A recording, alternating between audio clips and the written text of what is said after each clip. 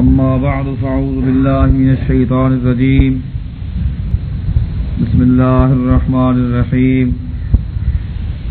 يا أيها الناس اتقوا ربكم الذي خلقكم من نفس واحدة وخلق منها زوجها وبث منهما رجالا كثيرا ونساء واتقوا الله الذي تساءلون به والأرحام إن الله كان عليكم رقيبا.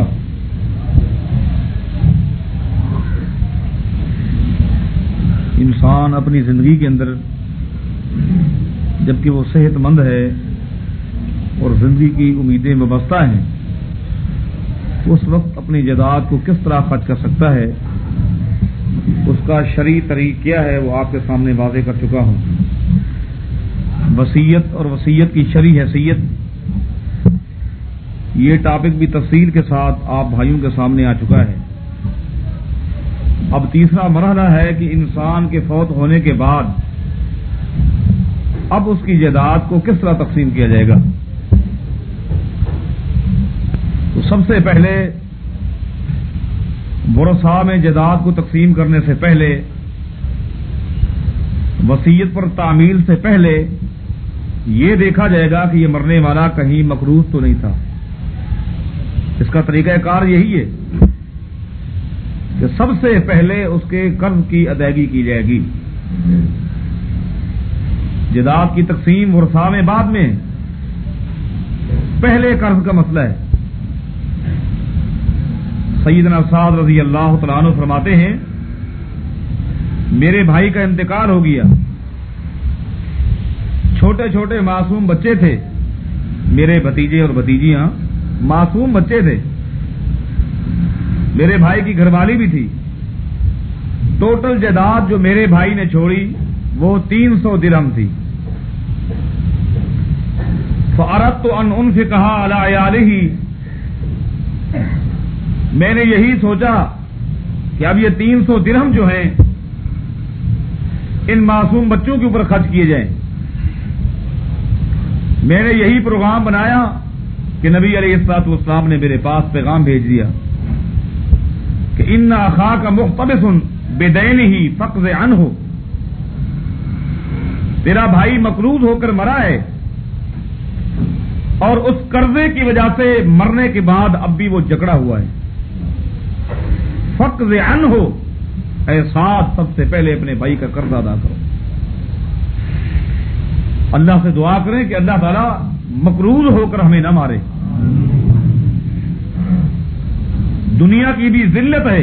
نبی علیہ السلام فرماتے ہم باللیل و مذلۃ بالنہار، دن کا غم ہے، رات کا غم ہے اور دن کی ذلت ہے. رات کو بندہ سوچتا رہتا ہے فلاں کو دینے فلاں کو دینے، دن کی ذلت ہے، ادھر سے یہ آ گیا ادھر سے وہ آ گیا، بھائی کب دو گے. اور مرنے کے بعد بھی ذلت ہے کہ فرمایا یہ جکڑا ہوا ہے. فقض عنہ، سب سے پہلے اپنے بھائی کا قرض ادا کرو. ٹوٹل جائیداد اگر قرض میں آ جائے تو سب سے پہلے قرضہ دیا جائے گا. نبی علیہ الصلوۃ والسلام کسی کی نماز جنازہ کے وقت اگر سوال کرتے ہیں تو یہی کرتے ہیں علیہ دین، جنازہ سے پہلے، نماز جنازہ سے پہلے آپ پوچھتے تھے کیا یہ مقروض تو نہیں ہے. ایک موقع پر صحابہ نے بتایا جی ہاں علیہ دیناران، آج جس شخص کا انتقال ہو گیا ہے یہ مقروض ہے اور اس پر قرضہ خالی 2 دینار ہے، 2 دینار کا قرضہ ہے. نبی علیہ السلام فرماتے ہیں صلو علی صاحبکم، جاؤ تم اپنے ساتھی کی نماز جنازہ پڑھو، میں نہیں پڑھتا. میں یہاں ایک مغالطے کو بھی دور کرنا چاہتا ہوں، اور وہ یہ ہے کہ عموماً یہ تصور ہے کہ اگر جو مقروض ہو کر مر جائے یا دوسرا خودکشی کی اور مر گیا، ان دو کے بارے بالعموم عام حلقوں میں یہ تصور ہے کہ یہ ہمیشہ جہنم میں رہیں گے. حالانکہ ایسا بالکل نہیں ہے. اگر ان کے عقیدے صحیح تھے، عقیدے صحیح تھے، یقیناً یہ گناہ ہیں، یہ غلطیاں ہیں، ان کی سزا ہے، لیکن عقیدے کی بنا پر آخرکار ان لوگوں نے جنت میں ضرور جانا ہے. اگر عقیدے مضبوط تھے، عقیدے صحیح تھے. اگر یہ مقروض صحیح عقیدے پر بنا ہے اور بعض مسائل کی بنا پر قرضہ لینا پڑا اور بعض مجبوریوں کی وجہ سے قرضہ ادا نہ کر سکا اور مر گیا، تو یقیناً ایک اس کے اوپر بوجھ ضرور تھا. یہ معاملہ اللہ کے حوالے ہے. البتہ عقیدے کی بنا پر اگر اس نے جنت میں نہ ہوتا تو نبی علیہ السلام صحابہ سے نہ فرماتے صلوا علی صاحبکم کہ تم نماز جنازہ پڑھو. کافر کی نماز جنازہ صحابہ کو پڑھانے کے لیے پیغمبر حکم دیتے نہیں دیتے. اس کا مطلب یہ ہے کہ اس کے لیے یہ کہنا یہ ہمیشہ کا جہنمی، یہ جملہ بھی صحیح نہیں. اور اسی طرح اگر کوئی بندہ مومن ہے، موحد ہے، اور مقدموں نے ایسا گھیر لیا، بیماریوں نے ایسا گھیر لیا، پریشانی کا شکار ہو کر اچانک اس نے خودکشی کر لی، یقیناً بہت بڑا جرم ہے، بہت بڑا جرم ہے. اللہ تعالیٰ محفوظ فرمائے. لیکن اس کے بارے یہ نہیں کہہ سکتے کہ وہ جنت اس پر حرام ہے، وہ ہمیشہ جنت میں رہے گا. صحیح مسلم میں حدیث آتی ہے، نبی علیہ الصلوۃ والسلام نے جب مکہ سے ہجرت کی اور مدینہ گئے تو طفیل بن عمرو دوسی رضی اللہ تعالیٰ عنہ اور ان کا ایک اور ساتھی ہے، یہ دونوں طائف سے ہجرت کر کے یہ بھی مدینہ آ جاتے. طفیل بن عمرو رضی اللہ تعالیٰ عنہ کا جو ساتھی تھا وہ بیمار ہو گیا. فاجتب المدینہ تھا، مدینہ کا موسم اس کو راحت نہ آیا اور اس قدر بیمار ہو گیا کہ بیماری میں گھبرا گیا، اتنا گھبرایا، پریشان ہو گیا.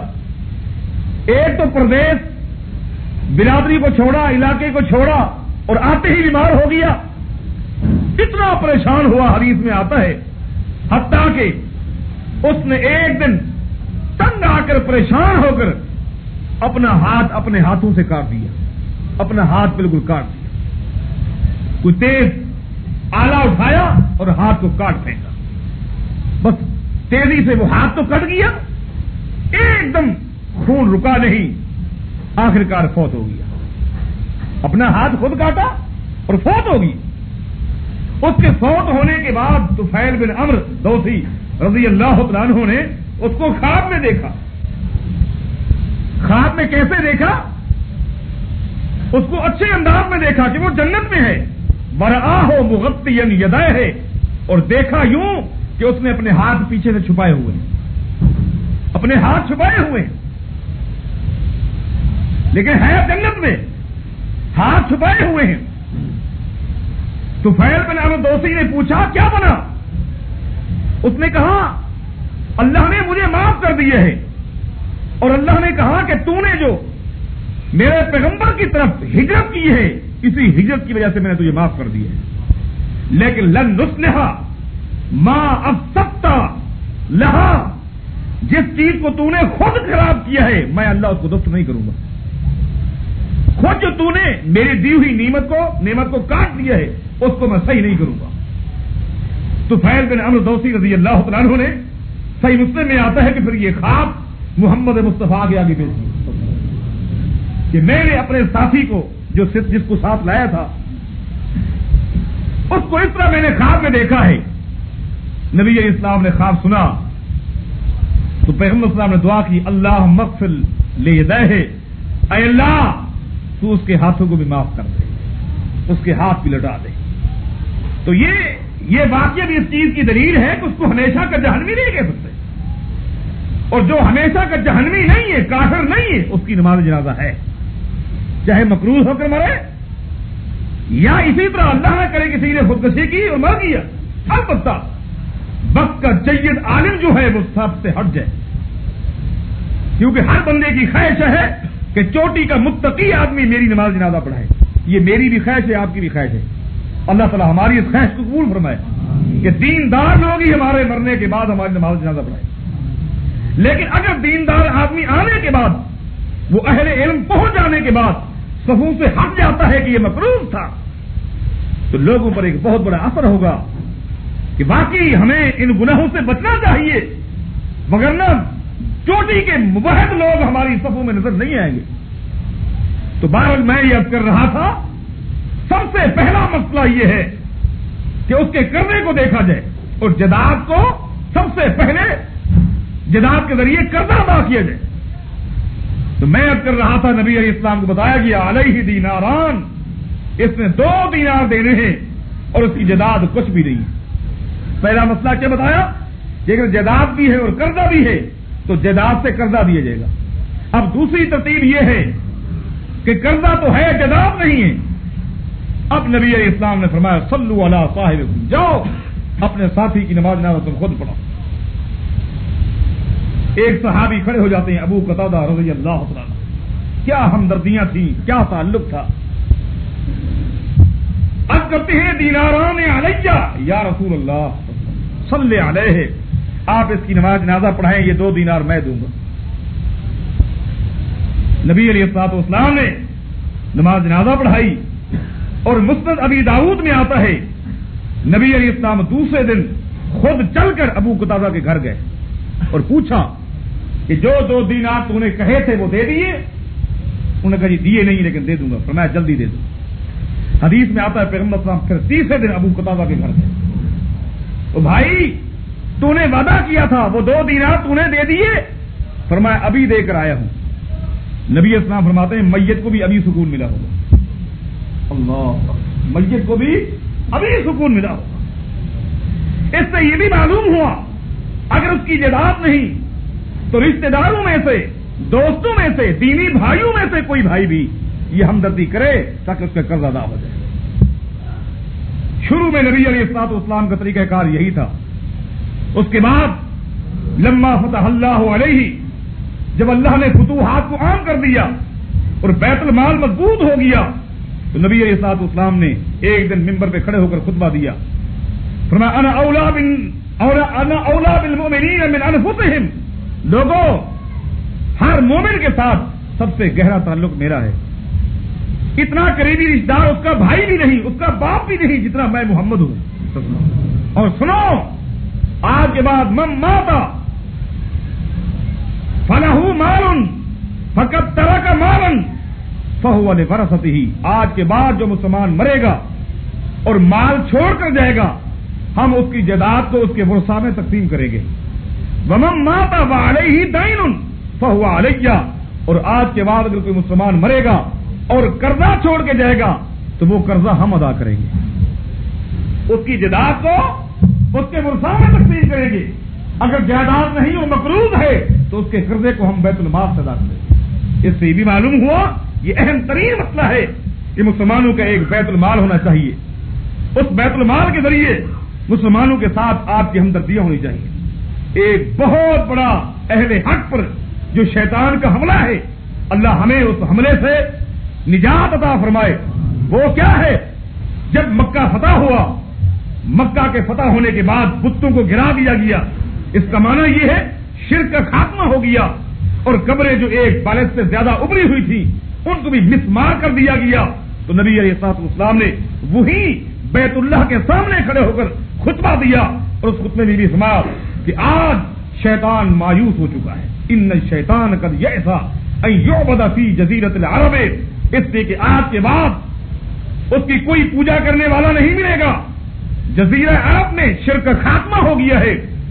ہاں ایک اس کو امید کی کرن باقی ہے، ولکن التحریش بینکم، اور وہ یہ ہے کہ مسلمانوں کے درمیان پھوٹ ڈالتا رہے گا، اختلاف ڈالتا رہے گا، ان کو گروہ بندی میں تقسیم کر دے گا، حزبیت تنظیم سازی بن جائے گی. اور پھر لوگوں کی جو محبت عقیدے کی بنا پر ہونی چاہیے، جو مہربانی، جو شفقت، جو تعلق، جو لگاؤ، جو رابطہ عقیدے کی بنیاد پر ہونا چاہیے تھا، آج وہ ہمارا تعلق تنظیم کی بنیاد پر ہے. اگر ہم کسی کی خوشی میں شریک ہوں گے اس بنا پر کہ وہ ہماری تنظیم کا ایک رکن ہے، ہماری تنظیم میں جکڑا ہوا ہے، اگر اس کی خوشی میں شریک ہوں گے اسی بنا پر، اس کی غمی میں شریک ہوں گے اسی بنا پر، اگر ہمدردیاں ہیں تو اسی بنا پر. یہ صورتحال ہے. ہمارا آنا، ہمارا جانا اب عقیدے کی بنیاد پر نہیں رہا، ہماری ہمدردیاں عقیدے کی بنیاد پر نہیں رہی، بلکہ کس پر ہے؟ ایک نظم کی بنیاد پر ہے کہ یہ میرے نظم میں ہے، یہ فلاں کے نظم میں ہے. یہ اس میں سب سے بڑا حملہ شیطان کا اہل حق پر ہے.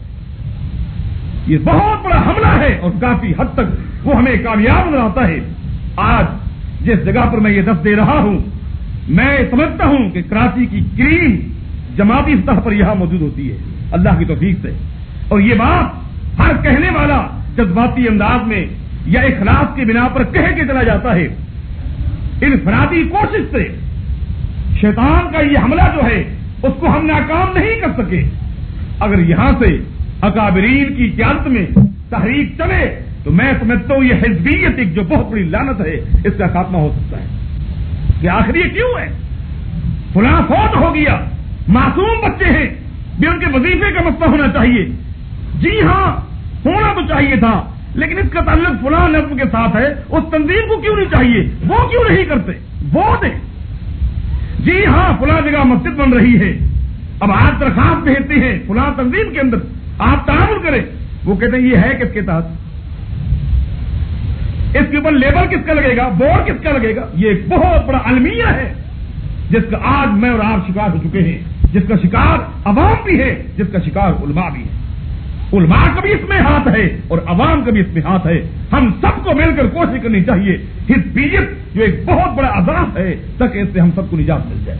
تو میں یہ کر رہا تھا اس موقع پر کہ سب سے پہلے اس کے قرضے کو ادا کیا جائے گا، اس کی ٹوٹل جائیداد قرضے میں ہے اس سے ادا کیا جائے گا، جائیداد نہیں ہے رشتہ داروں کو چاہیے، دوستوں کو چاہیے بیت المال میں سے وگرنا اس کا قرض ادا ہو جائے گا، تاکہ یہ ہے کہ وہ اللہ کے عذاب سے بچ جائے، قبر کی سخت ترین جو گھاٹی ہے اس میں اس کو سکون مل جائے۔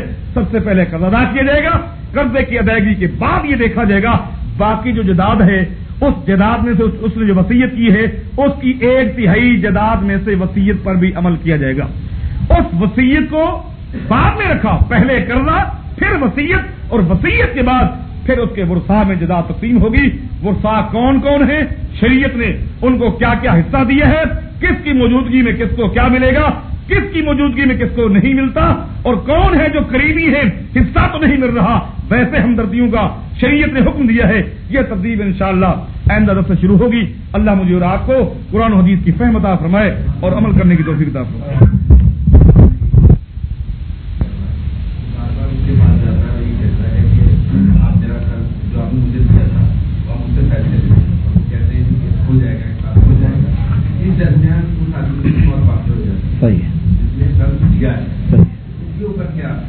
جس نے قرض لیے ہے وہ تو بار بار کہہ رہا ہے کہ مجھ سے لے لیں، اور چیز بھی موجود ہے، لہذا وہ اس ایک اعتبار سے مقروض ہے، ایک اعتبار سے مقروض نہیں ہے، یعنی وہ بار بار آفر کرتا رہا، اگلا نہیں آیا، اس اعتبار سے وہ مقروض نہیں ہے، اس اعتبار سے مقروض ہے کہ اس نے دینا تو ہے، لہذا اس کے بارے امام نووی رحمہ اللہ نے بھی صحیح مسلم کے اندر کئی ایک صورتوں میں نقل کی ہے کہ مرنے کے بعد آیا اس کو بھی عذاب شروع ہوگا، نہیں عذاب شروع نہیں ہوگا، البتہ یہ ہے کہ ادائیگی لازمی ہے۔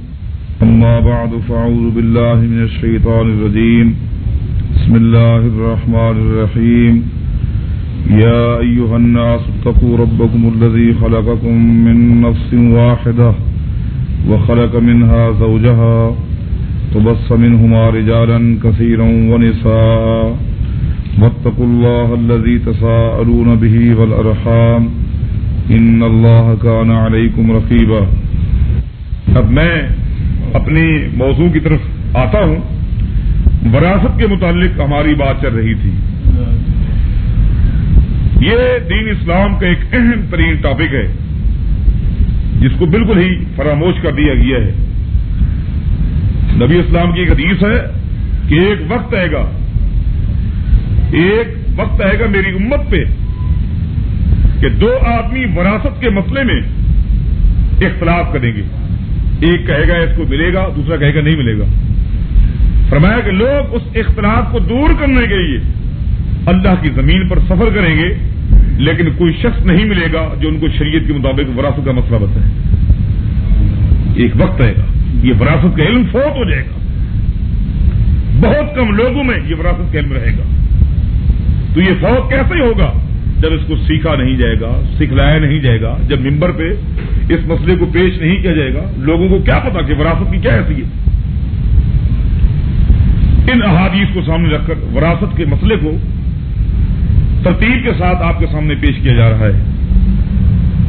غزوہ احد کے بعد حدیث میں آتا ہے کہ ایک عورت نبی اسلام کے پاس حاضر ہوتی ہے، آ کر عرض کرتی ہیں ہاتان بنتا سعد ابن ربیع رضی اللہ تعالیٰ عنہ.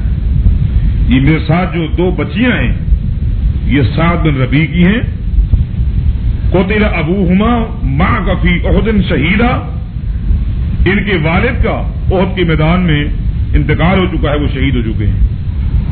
یہ ان کی دو بیٹیاں ہیں, یہ 3 بچیاں ہیں, اور میں سعد بن ربیع کی بیوی ہوں. سعد بن ربیع کے بھائی کو جو ہی اطلاع ملی ہے کہ سعد بن ربیع شہید ہو گئے ہیں, فإن عمہما اخذ مالہما, پورا مال اس نے اپنے پاس لے لیا. پورا مال اس نے اپنے پاس لے لیے ہے کہ بھائی کی جائیداد یہ میرا حق ہے,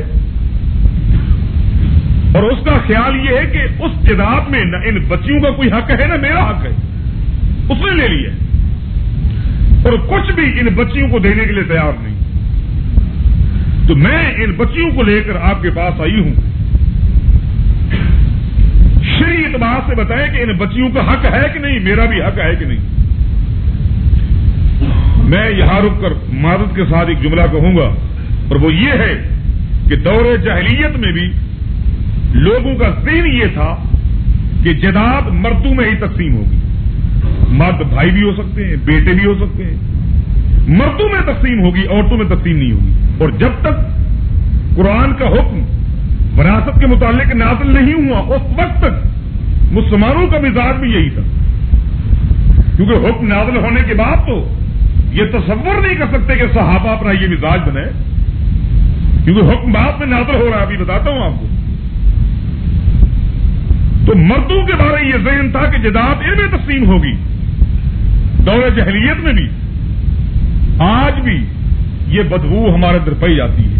دور جاہلیت کی یہ بدبو آج بھی مسلمانوں کے اندر پائی جاتی ہے. میری زندگی کا ایک حصہ گزر چکا ہے, 20 مرتبہ یہ سوال تو میں نے سنے ہیں کہ جی اگر کوئی بہن اپنی خوشی سے حصہ نہ لے, اگر کوئی بیٹی اپنی خوشی سے حصہ نہ لے تو صحیح ہے. لیکن آج تک میں نے کسی سے یہ سوال نہیں سنا کہ اگر کوئی بھائی اپنی خوشی سے حصہ نہ لے بہن کو دے دے. اگر کوئی بیٹا کہے کہ جی ہم نہیں لیتے, بیٹیاں ہی لے لیں, تو اس کی شرعی حیثیت ہے یہ کبھی نہیں پوچھا گیا. اس کی وجہ کیا ہے؟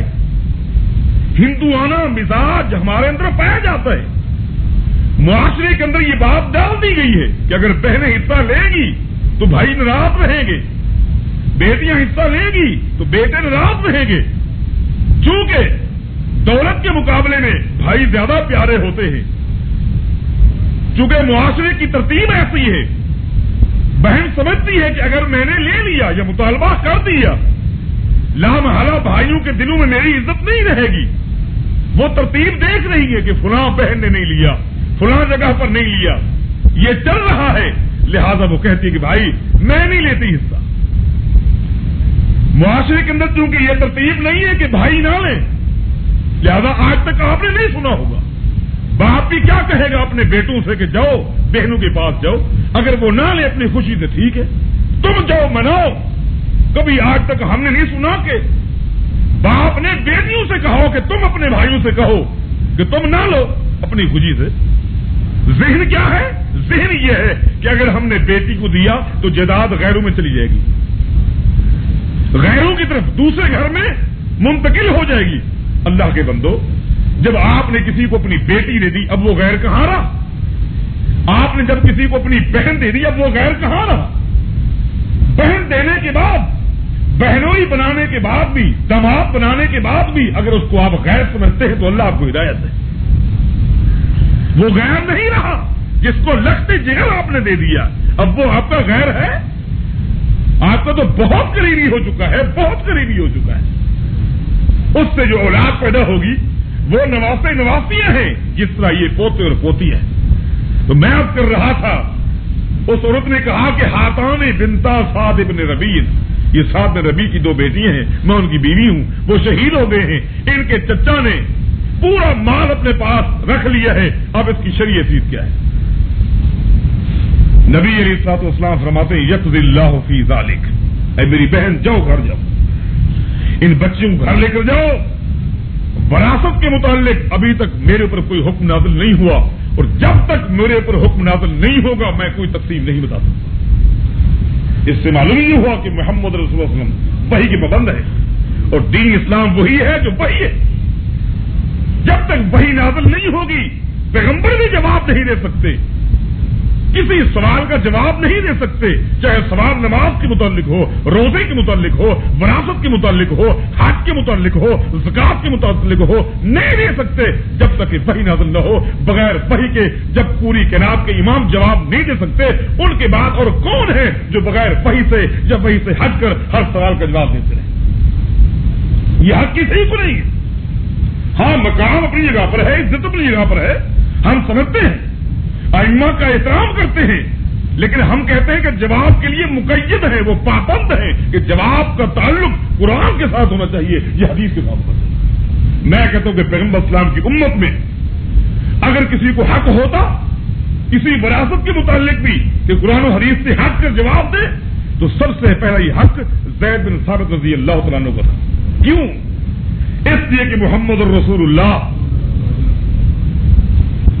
صلی اللہ علیہ وسلم نے فرمایا ایک دن ارحم امتی بامتی ابو بکر، اور لوگوں میری پوری امت کے اندر سب سے زیادہ رحم دل، سب سے زیادہ مہربان آدمی اگر کوئی ہے تو ابو بکر صدیق ہے۔ واشدھا فی دین اللہ عمر بن الخطاب، اور میری پوری امت کے اندر دین کے معاملے میں سب سے سخت مزاج ہے تو عمر بن الخطاب ہے۔ وأصدقها حیان عثمان بن عفان رضی اللہ تعالیٰ عنہ، اور میری امت میں سب سے شرم و حیا والے اگر آدمی کوئی ہے تو عثمان بن عفان ہے۔ آگے فرمایا وعالمها بالحلال والحرام معاذ بن جبل، میری امت کے اندر اگر سب سے زیادہ کسی کو حلال و حرام کا مسئلے معلوم ہے تو معاذ بن جبل ہے۔ وأقرأها لكتاب الله عز وجل ابی بن کعب، اور میری پوری امت میں قرآن کریم کا سب سے بڑا قاری ابی بن کعب رضی اللہ۔ آگے فرمایا وعالمها بالفرائض زید بن ثابت، اور میری پوری امت میں وراثت کا سب سے زیادہ علم اللہ نے زید بن ثابت کو دیا ہے۔ ولکل امت امین، امت کو ایک امین دیا ہے، امین هذه الامہ ابو عبیدہ بن الجراح، اور میری امت کی امین جو ہے ابو عبیدہ بن جراح کے اندر سب سے زیادہ وراثت کا علم رکھنے والے، مگر ان کو بھی پابند کر دیا گیا۔ احمد میں آتا ہے ان سے ایک سوال ہوا سئل عن الزوج والاخت لابوین، کہ ایک عورت کا انتقال ہو گیا ہے، اس کے پیچھے صرف دو وارث ہیں، ایک اس کے مرنے والے کی بیوی ہے اور ایک اس کی بہن ہے، جائیداد کو کس طرح تقسیم کیا جائے گا؟ ایک خاوند اور ایک بہن ہے، جائیداد کس طرح تقسیم ہوگی؟ فاعطى للزوج النصف والاخت النصف، زید بن ثابت کہتے ہیں کہ جائیداد کو دو حصوں میں تقسیم کیا جائے گا، ایک حصہ خاوند کو ملے گا، ایک حصہ بہن کو ملے گا۔ یہ جواب تو دے دیا، لیکن آگے کہتے ہیں حضرت رسول اللہ صلی اللہ علیہ وسلم قضا بذالک، ایک دن پیغمبر کی مجلس میں میں موجود تھا اور ایک شخص نے آ کر یہی سوال کیا جو آج میرے سامنے سوال آیا، اور اس مجلس میں اس سوال کا اللہ کے نبی نے یہی جواب دیا جو میں نے دیا، یہی صاحب بتا دیا کہ یہ تقسیم میری طرف سے نہیں ہے، یہ جواب میری طرف سے نہیں ہے۔ تو میں اب کر رہا تھا، نبی اسلام نے فرمایا کہ جاؤ گھر میں جاؤ، ابھی تک کوئی وحی نازل نہیں ہوئی، جب وحی نازل ہوگی تو میں بتاؤں گا۔ ان کا جانا تھا کہ اللہ تعالیٰ نے وراثت کی آیت کو اسی وقت نازل کر دیا، یوصیکم اللہ فی اولادکم للذکر مثل حظ الانثیین، یہ پوری وراثت کی آیت نازل ہوئی۔ فارسل رسول اللہ صلی اللہ علیہ وسلم الی عمہما، نبی اسلام نے اسی وقت ایک آدمی کو بھیجا کہ جاؤ سعد بن ربیع کے بھائی کو بلا کے لاؤ۔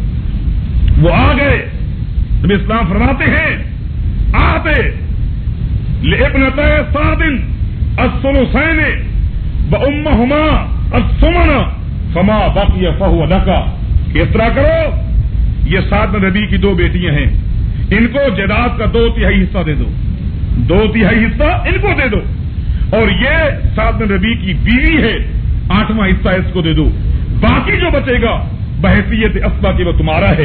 इसका माना यह है कि जायदाद को 24 हिस्सों में तकसीम करो, उनमें से 16 हिस्से इन 2 बच्चियों के हैं, एक एक बच्ची को 8 हिस्से मिलेंगे और उसकी बीवी के लिए चूंकि 8वां हिस्सा है, 24 में से 3 हिस्से उनको मिलेंगे और बाकी जो 5 हिस्से बचेंगे वो तुम्हारे हैं। जो इसी तरह तक एक रिवायत में आते आपने फरमाया कि देखना, अगर तुमने सुई जिसके साथ सिलाई होती है इस तकसीम से हटकर सुई को निकाल दिया तो तुम्हारे जहन्नम में जाने के लिए यही काफी होगा।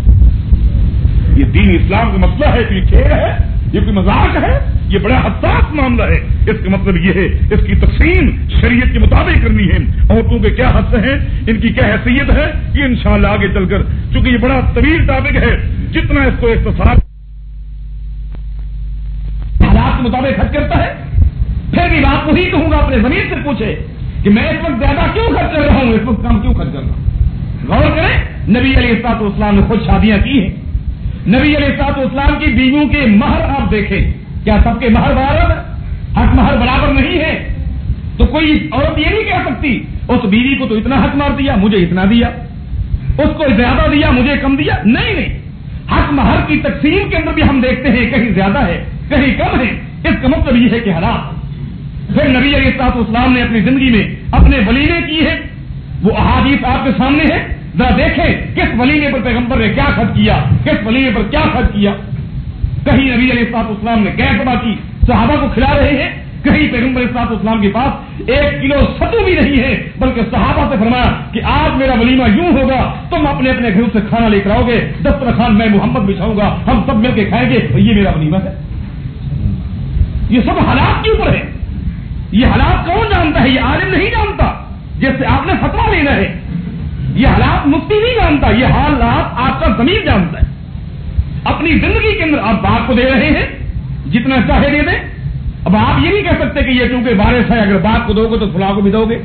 नहीं नहीं, एक शख्स ने नबी अलैहिस्सलाम से आकर मसला पूछा कि बार बार मेरा बाप मेरे माल के मुतालबा करता रहता है, बेटा आज भी दे दे, आज भी दे दे, आज भी दे दे, मैं कितना दूं और कब तक देता रहूं? ये बड़ा मसला बना हुआ है, क्योंकि मां बाप इंसान के लिए बोझ बन जाते हैं। मेरे एक दोस्त है, मैं अक्सर साथियों को बताता हूं, बहावलपुर के, तो मैं जब एमए का एग्जाम दे रहा था उनके यहां था, उनका एक छोटा सा बच्चा था, आज तो माशाल्लाह वो प्रोफेसर है। तो उसने एक दिन, बड़ा सही बच्चा, उसने अपने बाप से पूछा, आपको मुझे ये बताएं कि एक शख्स की 8 बेटे होते, वो 8 को पढ़ाता भी है, शादियां भी करता है, जब वो बड़े हो जाते हैं फिर 8 मिलकर एक बाप को क्यों नहीं पाल सकते? 8 को इसने पाला, परवरिश की, पढ़ाया, उनकी शादियां कर दी, जब 8 बड़े हो गए अब मिलकर बाप को नहीं पाल सकते। तो इसका जवाब यही था कि चूंकि बाप के दिल में औलाद की तरबियत का जज्बा था, अल्लाह ने तौफीक दे दी। अब चूंकि इनके दिलों में माँ बाप की खिदमत का जज्बा नहीं है, लिहाजा ये परेशान हाल है कि क्या करे क्या ना करे। तो नबी अलैहिस्सलाम से मसला पूछा गया कि बार बार मेरा बाप मेरे माल के मुतालिक मुतालबा करता रहता है, मैं कब तक दूं, कितना दूं? हालांकि बाप भी वारिस है, वो सामने से है। नबी अलैहिस्सलाम ने मुस्कुराते हुए फरमाया, अंता व मालुका ले अबीका, तू तो ये पूछता है कि मैं कितना दूं और कब तक दूं। मैं तुझे बता रहा हूं, तेरा बाप तो तेरी जायदाद का भी मालिक है, तेरी जान का भी मालिक है। तू अपने बाप को क्या समझता है? वो तेरी टोटल जायदाद का मालिक है, लेना चाहे ले सकता है, और तेरी जान का भी मालिक तेरा बाप है। ये पैगंबर साहब ने फतवा दिया। तो अपनी जिंदगी के अंदर अपनी औलाद पर ही खर्च कर रहे हैं। हाँ, अगर किसी को नुकसान पहुंचाने के लिए सब बराबर के हैं, फिर एक को देते हैं एक को नहीं देते, तो शरीयत ने मना कर दिया है, फरमाया एदिलू बैन औलादिकुम सब्बू फी औलादिकुम, अपनी औलाद में बराबर का हिस्सा मामला रखो। जैसा कि पैगंबर साहब से शख्स ने कहा, मैं अपने बेटे को वैसे एक सवारी देना चाहता हूं। फरमाया कि तेरे और बेटे भी हैं? जी हाँ बेटे हैं। उनके पास भी सवारी है? नहीं सवारी नहीं है, एक को देना चाहता हूं। फरमाया नहीं, मैं मोहम्मद गवाह नहीं बनता सल्लल्लाहु अलैहि वसल्लम। तो अपनी जिंदगी के अंदर अगर आपने इस तरीके से हमदर्दियां करनी है, तामुल करना है, तो शरीयत ने इसकी इजाजत दी है। ये तो है उस वक्त तक जब तक कि आप तंदुरुस्त भी हैं, आप सेहतमंद भी हैं। फिर इंसान की जिंदगी के अंदर एक मौका ऐसा भी आता है कि इंसान इस जिंदगी से नाउमीद हो जाता है, बस वो समझता है कि अब आखिरी स्टेज है, आखिरी मोड़ है। तो फिर शरीयत ने بتایا کہ اب بھی تم اگر کوئی خرچ کرنا چاہو تو پھر ورثات سے ہٹ کر وصیت کر سکتے ہو. وصیت کے مسئلے کو آج واضح کر دیتا ہوں. اور جائیداد کی تقسیم جس کو وراثت کہتے ہیں، کیونکہ ایک طویل ٹاپک ہے، اگلے بخش سے انشاءاللہ اس کو شروع کیا جائے گا. نبی علیہ الصلوۃ والسلام نے وصیت کے متعلق فرمایا ہے. میں آپ کو یہ بات بتا دوں کہ پہلے اسلام میں وصیت کا حکم تھا کہ مرتے وقت آدمی اپنی اولاد کے حق میں، ماں باپ کے حق میں، رشتہ داروں کے حق میں وصیت کرتا تھا. یہ اس وقت تک جب تک کہ وراثت کے مسائل نازل نہیں ہوئے تھے. بس وراثت کے احکام کے نازل ہونے سے پہلے یہی طریقہ کار تھا. قرآن نے واضح کر دیا ہے کہ تم پر فرض ہے کہ باپ کو، میرے باپ کو اتنا دینا، میرے بیٹے کو اتنا دینا، میری بیوی کو اتنا دینا. یہ انسان مرتے وقت کہتا تھا جب تک کہ میراث کے احکام نازل نہیں ہوئے. جب ترتیب آ گئی کہ شریعت نے کیا کس کو حق دیا ہے تو پھر یہ ورثاء کے حق میں وصیت کو باطل قرار دیا گیا. نبی علیہ السلام کا فرمان ہے لا وصیت لوارث. اب وارث کے لیے کوئی آپ وصیت نہیں کر سکتے. یعنی موت کے وقت آپ یہ نہیں کہہ سکتے کہ جائیداد تو جو تقسیم ہونی ہے لیکن جائیداد کا اتنا حصہ میرے فلاں بیٹے کو دے دینا، میری فلاں بیٹی کو دے دینا، یا میری فلاں بیوی کو دے دینا. یوں مرتے وقت نہیں کر سکتے. ہاں وصیت کر سکتے ہیں تو کس کے متعلق کر سکتے ہیں اور کیسے؟ نبی علیہ الصلوۃ والسلام فرماتے ہیں اگر کسی کے ذہن میں یہ ہے کہ میں مرتے وقت ہی وصیت کروں گا، کسی کے ذہن میں یہ ہے کہ اب بھی میں اللہ کے راستے میں خرچ کر رہا ہوں، کاروبار خوب چل رہا ہے اور مرتے وقت بھی انشاءاللہ جاتے جاتے وصیت کر جاؤں گا کچھ نیکی کے لیے، تو پیغمبر اسلام فرماتے ہیں ایسے آدمی کی زندگی میں کوئی ایسی رات نہیں آنی چاہیے وصیتہ مکتوبۃ عند راسہ، ہر رات وصیت اس کے پاس لکھی ہونی چاہیے. کیونکہ نامعلوم اس کی موت کیسے واقع ہو، اس کو وصیت کرنے کا موقع ملے یا نہ ملے. جو آج اس کے دل میں جذبہ ہے کہ میں مرتے وقت ہی وصیت کروں گا کہ میری جائیداد کا 4واں حصہ، 5واں حصہ، 10واں حصہ، 30واں حصہ مدارس میں دے دینا، مساجد میں دینا، اس رفاہی کام میں لگا دینا، ایک نیت ہے.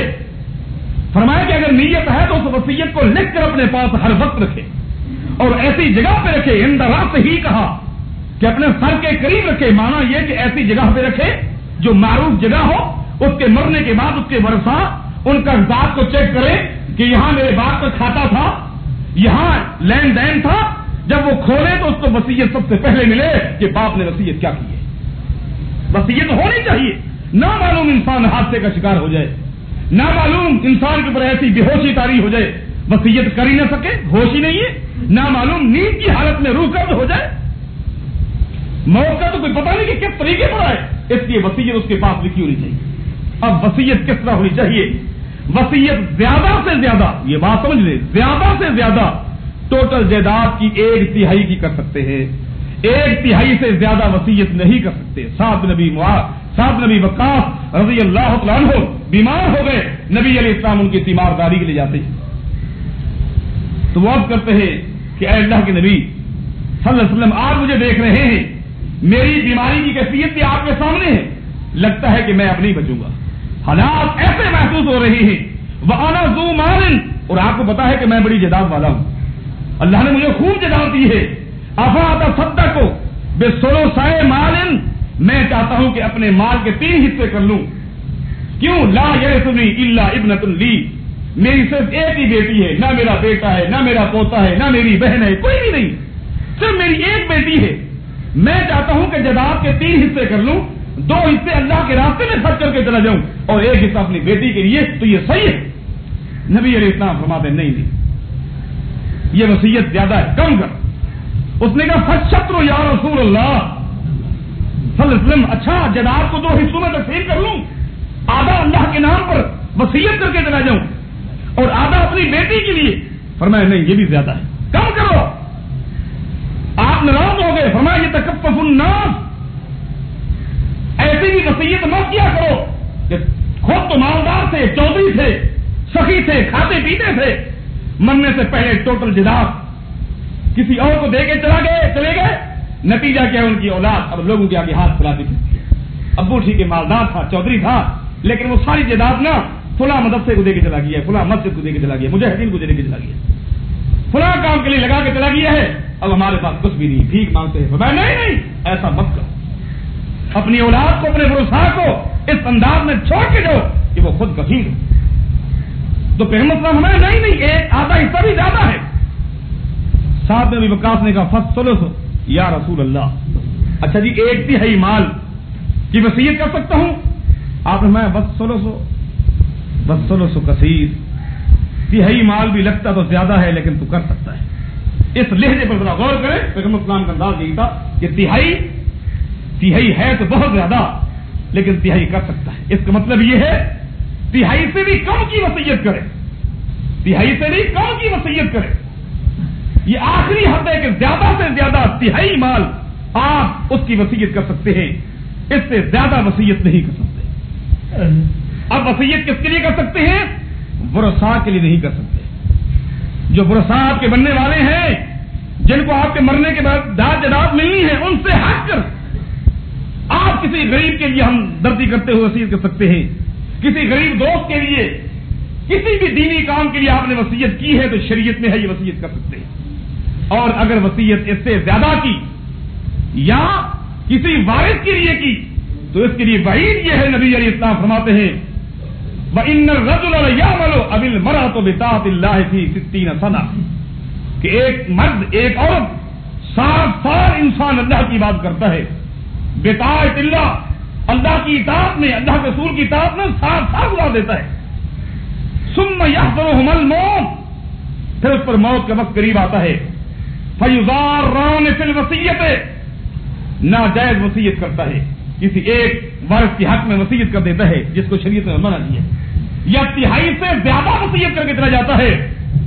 فرمایا فَيَجِبُهُمَا النَّارُ, اس عورت اس مرد پر اللہ تعالیٰ اسی ناجائز وصیت کی وجہ سے جہنم کو واجب کر دیتا ہے.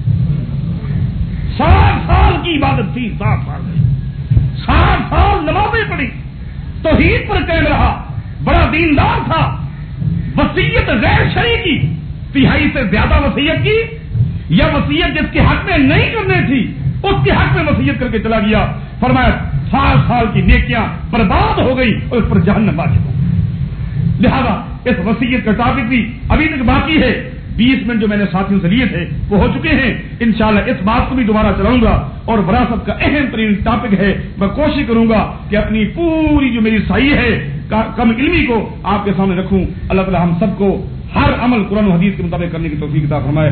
سبحان ربک رب العزت عما یصفون والسلام علی الحمدللہ والعاقبۃ للمتقین والصلاة والسلام علی سید المرسلین. اما بعد فاعوذ باللہ من الشیطان الرجیم. بسم اللہ الرحمن الرحیم.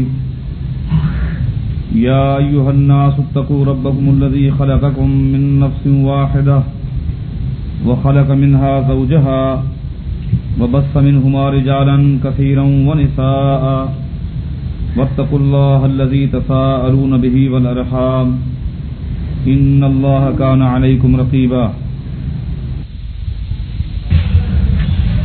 وصیت کے متعلق کچھ گفتگو ہوئی تھی. نبی کریم صلی اللہ علیہ وسلم کا فرمان ہے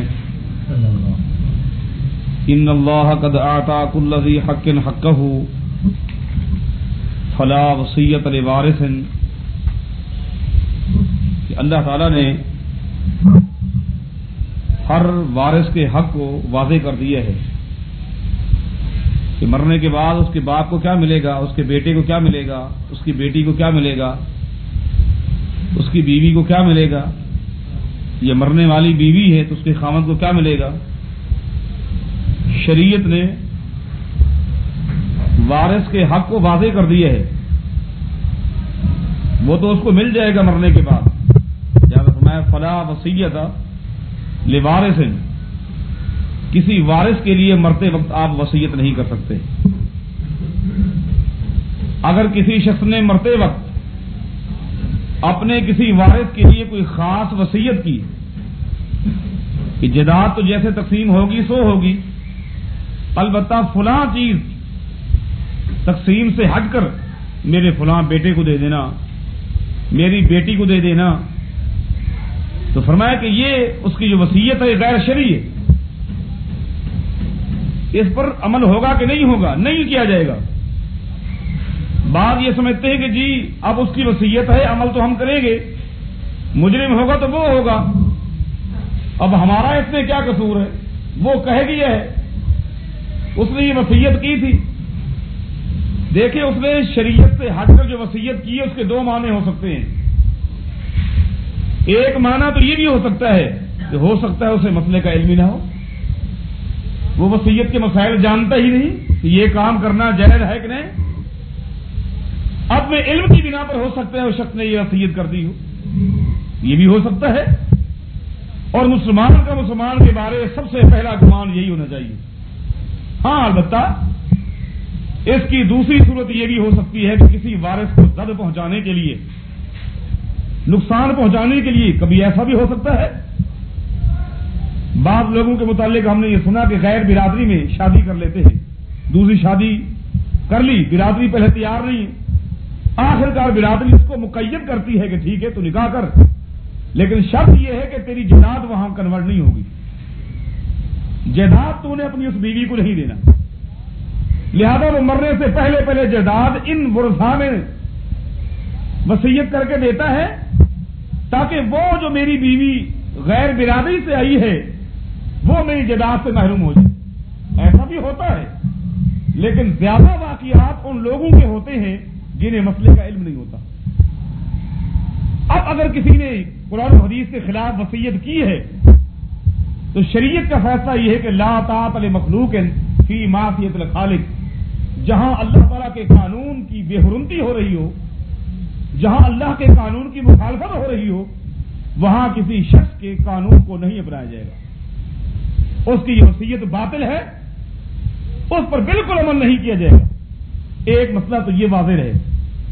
دوسرا مسئلہ یہ ہے کہ اگر کسی نے کوئی وصیت کی ہے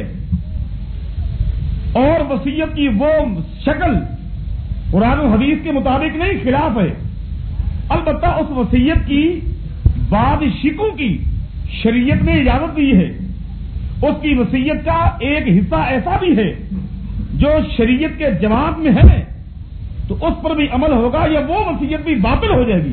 نہیں، اگر کسی شخص نے کہا کہ میرے مرنے کے بعد میری پوری جائیداد غریبوں میں تقسیم کر دینا، فلاں مسجد میں لگا دینا، فلاں مدرسے کو دے دینا، مجاہدین کو دے دینا، فلاں کو دے دینا، پوری جائیداد یا آدھی جائیداد، کیونکہ یہ وصیت غیر شرعی ہے، ایک پر مکمل طور پر عمل نہیں ہوگا، مگر اس وصیت کے اندر ایک شکل ایسی بھی ہے جس کی شریعت نے اجازت دی ہے، وہ کیا ہے؟ 1/3۔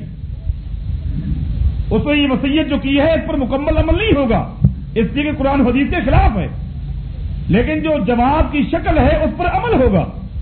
اس کی مثال آپ جانتے ہیں کہ نبی علیہ الصلوۃ والسلام کے پاس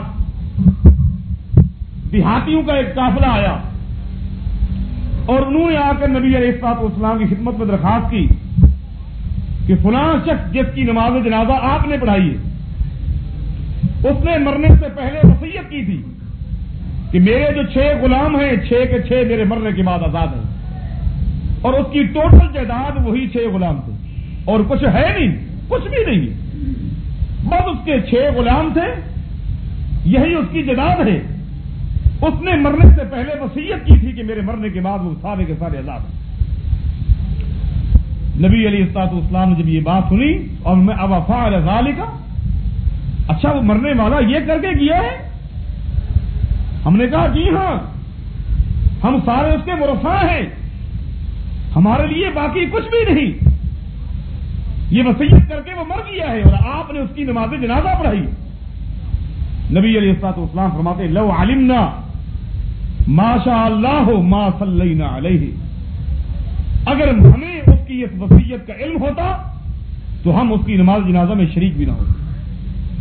آگے فرمایا ولم یدفن فی مقابر المسلمین، اگر ہمیں علم ہوتا کہ یہ مرنے والا اس طرح کی وصیت کر کے مر گیا ہے، اگر ہمیں پہلے معلوم ہوتا تو ہم اس شخص کو مسلمانوں کے قبرستان میں دفن بھی نہ کرتے۔ اس کے بعد پیغمبر صلی اللہ علیہ وسلم نے کیا کیا؟ اس کی وصیت کو اس کے حال پہ چھوڑ دیا؟ یہ تو قوم کے سامنے ایک مسئلے کو واضح کیا کہ وصیت کی کیا حیثیت ہے۔ یہ تاکیدی جملے کیونکہ یہ مرنے والا نہیں سن رہا. اس نے وصیت کیوں کی؟ اس کا علم وہ جانتا ہے یا اللہ کو علم ہے، مگر جو باقی لوگ زندہ ہیں ان کے سامنے اس کی شرعی حیثیت کو واضح کرنے کے لیے اتنے سخت ترین جملے محمد مصطفیٰ نے استعمال کیے صلی اللہ علیہ وسلم. اس کے بعد کیا کیا؟ اس کے بعد نبی علیہ الصلوۃ والسلام نے فرمایا کہ اس کے 6 کے 6 غلام اب کہاں ہیں؟ لوگوں نے کہا اب تو وہ اپنے آپ کو آزاد سمجھتے ہیں، خوش ہیں. فرمایا سب کو بلا کر میرے پاس لاؤ. نبی علیہ الصلوۃ والسلام کے سامنے 6 کے 6 غلام لے گئے. آپ نے ان 6 غلاموں کو 3 حصوں میں تقسیم کر دیا. 2 کو یہاں بٹھا دیا، 2 کو یہاں بٹھا دیا، 2 کو یہاں بٹھا دیا. 3 کی ٹولیاں بنا دی. فَأَقْرَى بَيْنَهُمْ رسول اللہ صلی اللہ علیہ وسلم. حدیث میں آتا ہے پھر نبی علیہ السلام نے قرآن اندازی کی. قرآن اندازی میں جس گروپ کا نام آیا ان 2 غلاموں کو آزاد کر دیا اور باقی 4 غلاموں کو اس مرنے والے کے ورثاء کے حوالے کر دیا. اس سے یہ مسئلہ ہمارے سامنے آیا. اگر کوئی شخص وصیت کر کے جاتا ہے اور وہ شریعت کے بالکل خلاف ہوتی ہے اس پر کبھی عمل نہیں ہوگا. جی وہ کہہ گیا ہے، اس پر عمل نہیں ہوگا. یہ ورثاء کی ذمہ داری ہے. اور اگر اس کی وصیت کی کوئی شک ایسی ہے جس کی شریعت اجازت دیتی ہے تو ورثاء کو چاہیے کہ اس پر عمل کیا جائے، اور جو شریعت کے خلاف ہے اس کو بالکل ہٹا دیا جائے. ایک تیسری چیز ہے کہ اگر کوئی مرنے والا وصیت کر جائے اور وہ شریعت کے مطابق ہو. اب چونکہ زبانی ایک وصیت کہہ گیا، ورثاء کے پاس کوئی ثبوت تو ہے نہیں، کچھ نہیں جانتے، لہذا بعض لوگ اس وصیت کو دبا دیتے ہیں. اس نے مرنے سے پہلے کچھ کہا، میری جائیداد کی تہائی، جائیداد کا 4واں حصہ، 5واں حصہ، 10واں حصہ فلاں جگہ پر خرچ کر دینا. یہ بیٹے کو اس نے کہہ دیا، بیوی کو کہہ دیا، باپ سے کہہ دیا، بیٹی سے کہہ دیا، کسی وارث سے کہہ دیا. یہ کہنے کے بعد وہ مر گیا. انہوں نے کہا جی اب کسی کو کیا معلوم، کون گواہ ہے، ہمیں تو کہا ہے. اب کون دے گا؟ دبا دو اس وصیت کو. فرمایا کہ اگر کسی وارث نے اس مرنے والے کی وصیت کو جو شریعت کے مطابق تھی اس کو دبا دیا تو قیامت کے دن اس مرنے والے کا ہاتھ ہوگا، اس کا گریبان ہوگا، اس کو گھسیٹا جائے گا، گھسیٹا جائے گا. اللہ سے کہے گا اللہ یہ خائن آدمی ہے، اس نے خیانت کی. اللہ تعالیٰ فرمائے گا اب تو کیا چاہتا ہے؟ اللہ اس کا بدلہ چاہتا ہوں.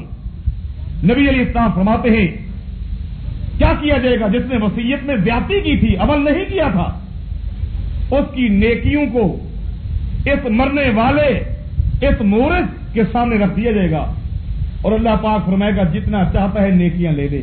آگے پیغمبر صلی اللہ علیہ وسلم فرماتے ہیں تمہارا کیا خیال ہے جس کو قیامت کے میدان میں اختیار مل جائے کہ جتنا چاہتا ہے نیکیاں لے لے، وہ کتنا لے گا اور کیا چھوڑے گا؟ کیا سمجھتے ہو؟ لہذا اس پر عمل ہونا چاہیے اگر شریعت کے مطابق ہے. جیسا کہ حدیث میں آتا ہے ایک شخص نبی علیہ الصلوۃ والسلام کے پاس آیا اور عرض کرتا ہے اے اللہ کے نبی صلی اللہ علیہ وسلم، میری والدہ نے مرتے وقت وصیت کی تھی کہ بیٹا میرے مرنے کے بعد میری جائیداد میں سے ایک غلام یا ایک لونڈی ضرور آزاد کرنی. غلام خرید کر کے یا لونڈی خرید کر کے میری جائیداد میں سے ضرور آزاد کرنا ہے.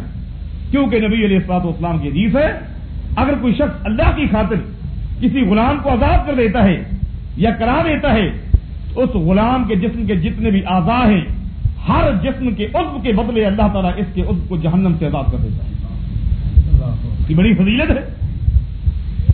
تو میری والدہ نے یہ شرط لگائی تھی کہ میرے مرنے کے بعد میری جائیداد میں سے کوئی غلام یا کوئی لونڈی آزاد کرنی ہے، لیکن جس کو آزاد کرنا ہے وہ مسلمان ضرور ہو، مومن ضرور ہو. مومن ہے، کسی کے ہاں غلام ہے، ذرا خرید غلام ہے، اس کو آزاد کروانا ہے، کوشش کرنی. یہ حدیث مختلف اسانید اور مختلف متون کے ساتھ کئی جگہ پر واقع ہے. یہ کئی قسم کے واقعات اس طرح کے احادیث میں ملتے ہیں. اب اس صحابی نے کہا کہ میرے پاس ایک لونڈی آ چکی ہے لیکن میری والدہ نے شرط لگائی تھی کہ وہ مومن ضرور ہو، مومنہ ضرور ہو. اب اس کے ایمان کا مجھے پتا نہیں ہے کہ یہ ایماندار ہے کہ نہیں۔ آپ نے پوچھا وہ کیسے؟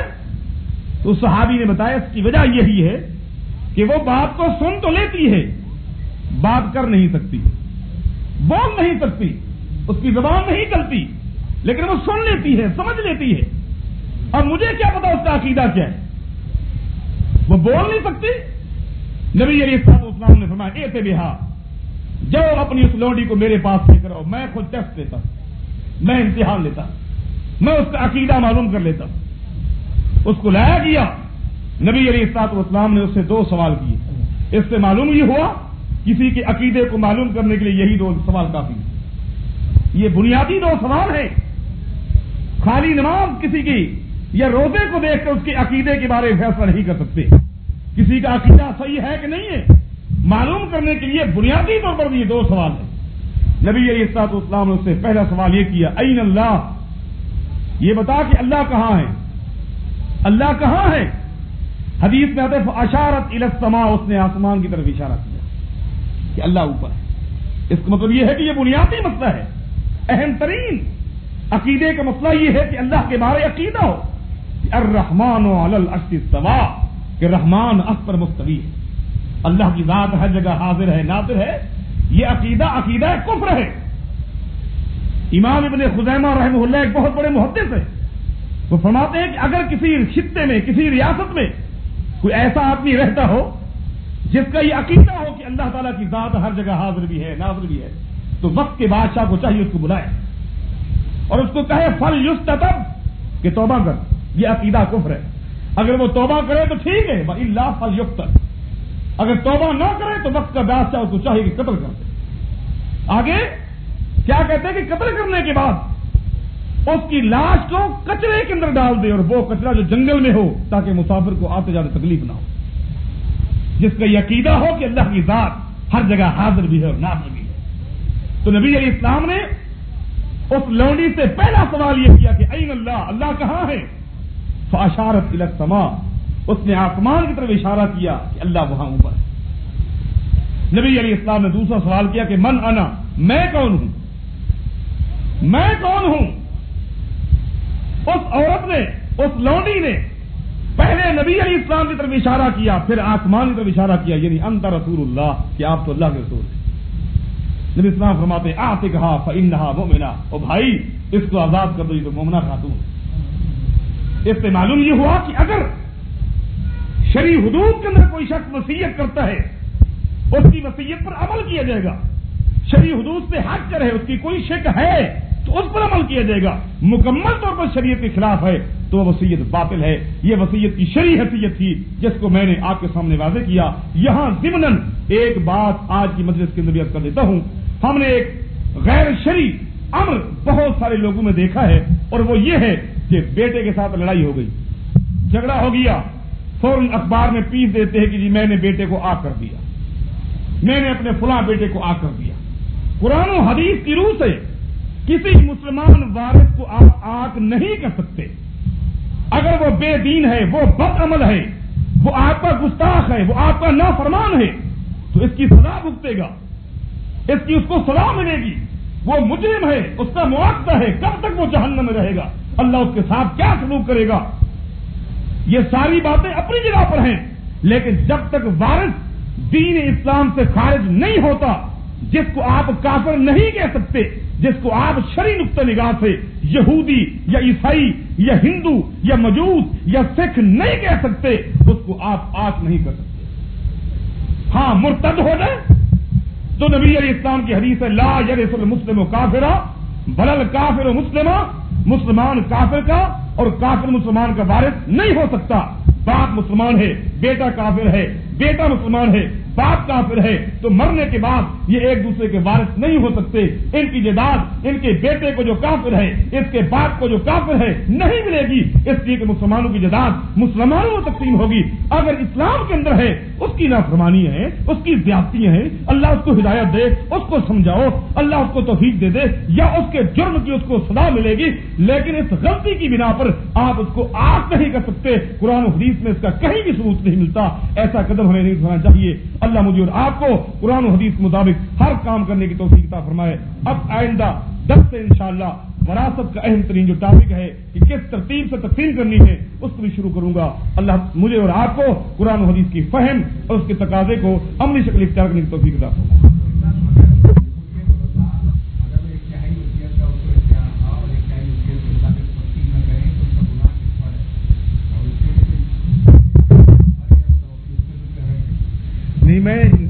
میں نے یہی عرض کر دی ہے، شروع میں یہی بات میں نے بتا دی ہے، اور میں نے وعید کے وہ الفاظ جو حدیث میں ہیں وہ بھی ساتھیوں کو بتا دیے ہیں شروع میں۔ ہاں، اس کی بڑی سخت وعید ہے کہ جنہوں نے، وہ تو بیچارہ چلا گیا، اب جو ورثاء تھے جن کو وصیت پر عمل کرنا چاہیے تھا انہوں نے نہیں کیا، اس کے لیے بھی حدیث میں آتا ہے قیامت دن اس کا گریبان ہوگا، وہ گھسیٹے ہوئے۔ اللہ تعالیٰ اس کے سامنے جس نے عمل نہیں کیا تھا وصیت پر، اس کی نیکیوں کو رکھ دے گا۔ اللہ چاہے گا، اللہ کہے گا جتنا چاہتا ہے نیکیاں لے لے۔ پیغمبر صلی اللہ علیہ وسلم فرماتے ہیں اب بتاؤ جس کو اختیار مل جائے وہ کتنا نیکیاں لے گا، کتنا چھوڑے گا؟ تجری لمستقر لها ذلك تقدير العزيز العليم والقمر قدرناه منازل حتى عاد كالعرجون القديم لا الشمس ينبغي لها أن تدرك القمر ولا الليل سابق النهار وكل في فلك يسبحون وآية لهم أنا حملنا ذريتهم في الفلك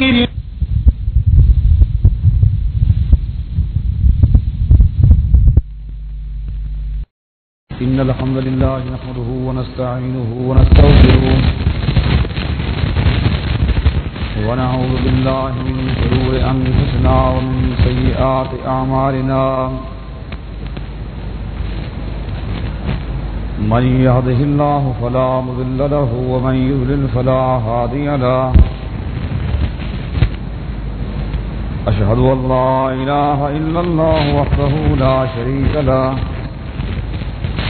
أشهد أن محمدا عبده ورسوله اللهم صل على محمد وعلى آل محمد كما صليت على إبراهيم وعلى آل إبراهيم إنك حميد مجيد اللهم بارك على محمد وعلى آل محمد كما باركت على إبراهيم وعلى آل إبراهيم إنك حميد مجيد من يطع الله ورسوله فقد رشد واهتدى ومن يعص الله ورسوله فقد ضل وغضى أما بعد فإن أحسن الكلام كلام الله وأحسن الهدي هدي محمد صلى الله عليه وسلم وشر الأمور محدثاتها وكل محدثة بدعة وكل بدعة ضلالة وكل ضلالة في النار أعوذ بالله من الشيطان الرجيم بسم الله الرحمن الرحيم يا أيها الناس اتقوا ربكم الذي خلقكم من نفس واحدة وخلق منها زوجها وبث منهما رجالا كثيرا ونساء واتقوا الله الذي تساءلون به والأرحام إن الله كان عليكم رقيبا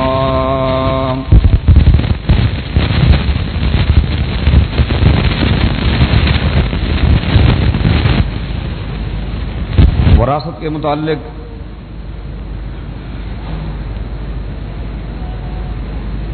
اجمالی طور پر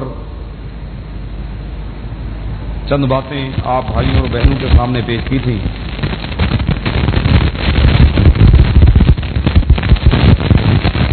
اور میں نے یہ بات عرض کی تھی وراثت کا مسئلہ اتنا ہی اہم ہے جتنا ہی اہمیت دین اسلام میں عقیدہ توحید کی ہے، کہ ایک آدمی پوری زندگی محنتیں کرے، اگر عقیدے میں خلل ہے، بگاڑ ہے، تو پوری زندگی کی محنت جو ہے برباد ہے، سیدھا جہنم چلا گیا۔ عقیدہ بنیاد ہے۔ بالکل اسی طرح ایک بندہ پوری زندگی محنتیں کرتا ہے، مگر جائیداد کی تقسیم شریعت سے ہٹ کے کرتا ہے، اس کی وصیت اسلام سے ہٹ کے کرتا ہے، نتیجہ کیا نکلتا ہے؟ سیدھا جہنم چلا جاتا ہے۔ میں نے آپ کو حدیث سنائی تھی کہ نبی کریم صلی اللہ علیہ وسلم کا فرمان ہے کہ ایک بندہ 60 سال اللہ کی عبادت کرتا ہے، 60 سال، اور 60 سال کا ایک معنی یہ ہے کہ پوری زندگی، اس لیے کہ صحیح بخاری میں حدیث آتی ہے اعمار امتی، میری امت کی عمر جو ہے 60 اور 70 کے درمیان ہے۔ یہ پیغمبر اسلام کی حدیث ہے کہ سابقہ قوموں کی عمریں بڑی لمبی تھی، میری امت کی عمریں 60 اور 70 کے بیچ میں ہیں۔ بہت کم خوش نصیب ہوں گے جو اس ہندسے کو، اس عدد کو کراس کریں گے۔ 60 سال عبادت کی اور آخر میں جائیداد کی وصیت ایسی کی کہ جس میں بعض ورثاء کو محروم کر دیا، تو فرمایا کہ مرتے ہی سیدھا جہنم چلا گیا، پوری محنت برباد ہو گئی۔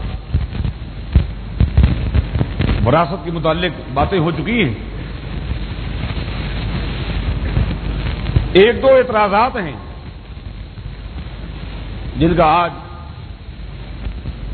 جواب دینا ہے۔ اللہ تعالیٰ سچ بیان کرنے کی توفیق عطا فرمائے۔ وہ یہ ہے، جائیداد کی تقسیم میں بیٹے کے 2 حصے ہیں، بیٹی کا 1 حصہ ہے۔ گویا بظاہر یوں لگتا ہے کہ شریعت نے بیٹی کو کم دیا ہے، بیٹے کو زیادہ دیا ہے۔ یہ ایک طرح کا اعتراض ہے کہ آخر عورتوں کو حصہ کم کیوں مل رہا ہے؟ شریعت نے برابر کا سلوک کیوں نہیں کیا؟ یہ بھی تو اس کی اولاد ہے، وہ بھی اس کی اولاد ہے، دونوں کو برابر ملنا چاہیے تھا۔ اس کو 2 حصے مل رہے ہیں، اس کو 1 حصہ۔ پھر اسی طرح جائیداد کی تقسیم میں ہم یہ دیکھتے ہیں کہ پوتوں کو جائیداد مل رہی ہے جو کہ بیٹے کی اولاد ہیں، پوتے وارث ہیں لیکن نواسے وارث نہیں ہیں جو کہ بیٹی کی اولاد ہے۔ تو یہ بھی ایک اعتراض ہے، اور یہ اعتراض میں نہیں کر رہا، یہ اعتراض ہو چکے، یہ اعتراض کیے جاتے ہیں کہ بیٹی کی اولاد وارث نہیں ہے، بیٹے کی اولاد وارث ہے، پوتوں کو حصہ دیا جا رہا ہے، کیوں؟ اور بیٹیوں کو کیوں؟ بیٹیوں کی اولاد کو کیوں نہیں مل رہا؟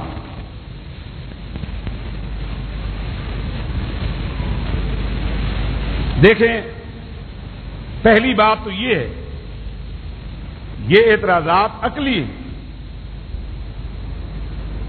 مسلمان کا یہ عقیدہ ہونا چاہیے کہ شریعت کا جو فیصلہ ہے ہم نے اس کو ماننا ہے، عقل اس کے خلاف ہے تو عقل کی بات کو نہیں ماننا، کہ عقل اس کو تسلیم نہیں کرتی۔ یہ کیسے ہے؟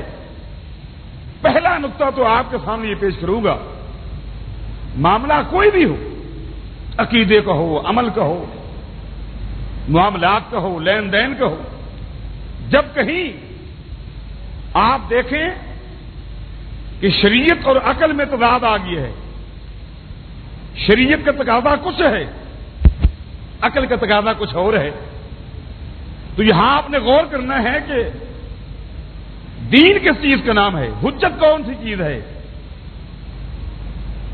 تو لا محالہ وہ شریعت ہے جو اللہ نے پیغمبر پہ نازل کی ہے صلی اللہ علیہ وسلم. عقل مانے یا نہ مانے، عقل کو آپ نے بالائے طاق رکھ دینا ہے. عقل جو ہے شریعت کے تابع ہے، شریعت عقل کے تابع نہیں ہے. پہلی بات تو یہی ہے، شریعت کا فیصلہ آ جائے، عقل میں وہ آئے یا نہ آئے، اس کو آپ نے ماننا بھی ہے، اس پر آپ نے عمل بھی کرنا ہے. اسی میں بھلائی ہے، اسی میں نجات ہے. اس کی بہت ساری مثالیں دی جا سکتی ہیں. ام سلمہ رضی اللہ تعالی عنہا فرماتی ہیں کہ جس دن میرے خاوند ابو سلمہ کا انتقال ہوا، جو کہ صحابی رسول تھے، بڑی ہماری آپس میں محبت تھی. ابو سلمہ کا جب انتقال ہوا تو میں عدت کے دن گزار رہی تھی اور ایک دعا پڑھ رہی تھی، جو دعا رسول اللہ نے سکھلائی ہے صلی اللہ علیہ وسلم، کہ جب کسی کو مصیبت آئے، دکھ ہے، تکلیف ہے، پریشانی ہے، جب کسی کی کوئی قیمتی چیز اس سے دور کر دی جائے، ہٹ جائے، تو فرمایا کہ اس کو یہ دعا پڑھنی چاہیے، اللہم اجرنی فی مصیبتی وعاقبنی خیرا منہا، کہ اے اللہ اس تکلیف کے اندر، اس صدمے کے اندر تو میری امداد فرما. اے اللہ جو مجھے صدمہ پہنچا ہے اس سے بہتر چیز مجھے عطا فرما. ام سلمہ کہتی ہیں کہ میں عدت کے دن گزار رہی تھی اور یہ دعا پڑھ رہی تھی. جب میں اس جملے پر پہنچی وعاقبنی خیرا منہا، کہ جو چیز مجھ سے جدا ہو چکی ہے اس سے بہتر عطا فرما، تو ایک دم میں رک گئی اور میں نے اپنے آپ سے کہا من ہوا خیر من ابی سلمہ رضی اللہ تعالیٰ عنہ، کہ اے ام سلمہ تیری دعا کا معنی تو یہ ہے، اس وقت جو تو دعا پڑھ رہی ہے اس کا معنی یہ ہے کہ اے اللہ مجھے ابو سلمہ سے بہتر خاوند عطا کر، ابو سلمہ سے بہتر خاوند عطا کر، جبکہ تو جانتی ہے کہ ابو سلمہ سے بہتر کون ہو سکتا ہے، ایسا بہتر خاوند تجھے کون دے گا، کیسے ملے گا. عقل میں یہ بات نہیں آ رہی تھی، لیکن فوراً میں بھی اپنی اس عقل کو رد کیا یہ کہہ کر کہ ابو سلمہ سے بہتر کوئی ملے یا نہ ملے، لیکن مجھے یہ دعا پڑھنی ہے، اس لیے کہ یہ دعا محمد اور رسول اللہ نے بتائی ہے صلی اللہ علیہ وسلم. بحیثیت مسلمہ کے میری یہ ذمہ داری ہے کہ میں وہ کام کروں جس کے کرنے کا شریعت نے حکم دیا ہے. عقل میں یہ بات آئے یا نہ آئے کہ ابو سلمہ سے بہتر خاوند مل سکتا ہے کہ نہیں مل سکتا، اس پر بحث کرنے کی کوئی ضرورت نہیں ہے. یہ پیغمبر نے دعا بتائی ہے، مجھے یہ دعا پڑھنی چاہیے. بس وہ عقل میں جو بات آئی تھی اس کو میں نے رد کر دیا اور لگاتار دعا پڑھ رہی، دعا پڑھتی رہی حتیٰ کہ میرے عدت کے دن پورے ہو گئے جو اللہ نے قرآن مقدس میں بیان کی ہیں. والذین یتوفون منکم ویذرون ازواجا یتربصن بانفسہن اربعۃ اشہر وعشرا، کہ جس عورت کا خاوند فوت ہو جائے 4 مہینے اور 10 دن وہ عدت گزارے گی. عدت کے دن پورے ہو گئے، میں یہ دعا مستقل پڑھ رہی ہوں اور یہ سوچ کے پڑھ رہی ہوں کہ اللہ کے نبی نے دعا بتائی صلی اللہ علیہ وسلم. میری اس دعا کا اللہ کے علاوہ کسی کو علم نہیں. دعا پڑتی رہی، دن پورے ہو گئے، ایک شخص نے میرے دروازے پر دستک دی. میں نے اس سے نام پوچھا، اس شخص نے اپنا نام بتایا. پوچھا کیسے آنا ہوا؟ کہا جی میں اللہ کے ایک نیک بندے کا نکاح کا پیغام لے کر آیا ہوں، وہ آپ سے نکاح کرنا چاہتے ہیں، پیغام کے لیے انہوں نے مجھے بھیجا ہے. میں نے پوچھا وہ کون ہے؟ اس شخص نے جواب دیا وہ محمد الرسول اللہ ہے صلی اللہ علیہ وسلم. حالانکہ میں یہ سوچ نہیں سکتی تھی، دعا پڑتی رہی کہ اللہ کے نبی کا فرمان ہے، پیغمبر کے فرمان پر عمل کرتے ہوئے میں یہ دعا پڑتی رہی. اللہ تعالیٰ نے ابو سلمہ جیسے لاکھوں ہو جائیں، محمد کا مقابلہ تو نہیں ہو سکتا صلی اللہ علیہ وسلم. نبی ہے اور صحابی صحابی ہے. اتنی خوشی ہوئی. البتہ میں نے پیغام میں یہ بھیج دیا کہ نبی علیہ الصلوۃ والسلام سے یہ 2-3 باتیں میری پیش کرو. پہلی بات تو یہ ہے کہ میں مزاج کی بڑی سخت ہوں، لہجہ میرا بڑا سخت ہے اور یہ میری کمزوری ہے. میں اپنے مزاج یا لہجے کو تبدیل نہیں کر سکتی.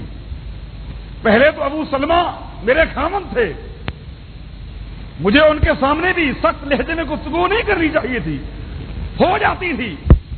آپ تو محمد الرسول اللہ ہیں صلی اللہ علیہ وسلم. اللہ نے منع کر دیا ہے یا ایھا الذین آمنوا لا ترفعوا اصواتکم فوق صوت النبی. پیغمبر کی آواز سے تمہاری آواز بلند نہیں ہونی چاہیے، تمہاری آواز بلند نہیں ہونی چاہیے. کہیں ایسا نہ ہو کہ مجھے اس دماغی زندگی کے اندر کہیں بے ادبی ہو جائے، گستاخی ہو جائے. یہ میری ایک کمزوری ہے جو پہلے بیان کر رہی ہوں. دوسری بات یہ ہے کہ آپ کے پاس اور بھی بیویاں ہیں اور ہو سکتا ہے کہ میرے ساتھ نکاح کے بعد پھر اور بھی نکاح کرے. اور میرے اندر ایک طبیعت ہے، میری یہ چاہت ہے کہ میرے خامن کہ بس میں ہی بیوی ہوں، کوئی اور بیوی نہ ہو. اگر میرے ساتھ نکاح کریں گے آپ کی پچھلی بیویوں کو تو قبول کر لوں گی، برداشت کر لوں گی، مزید میں برداشت نہیں کروں گی کہ آپ اور بھی شادیاں کریں.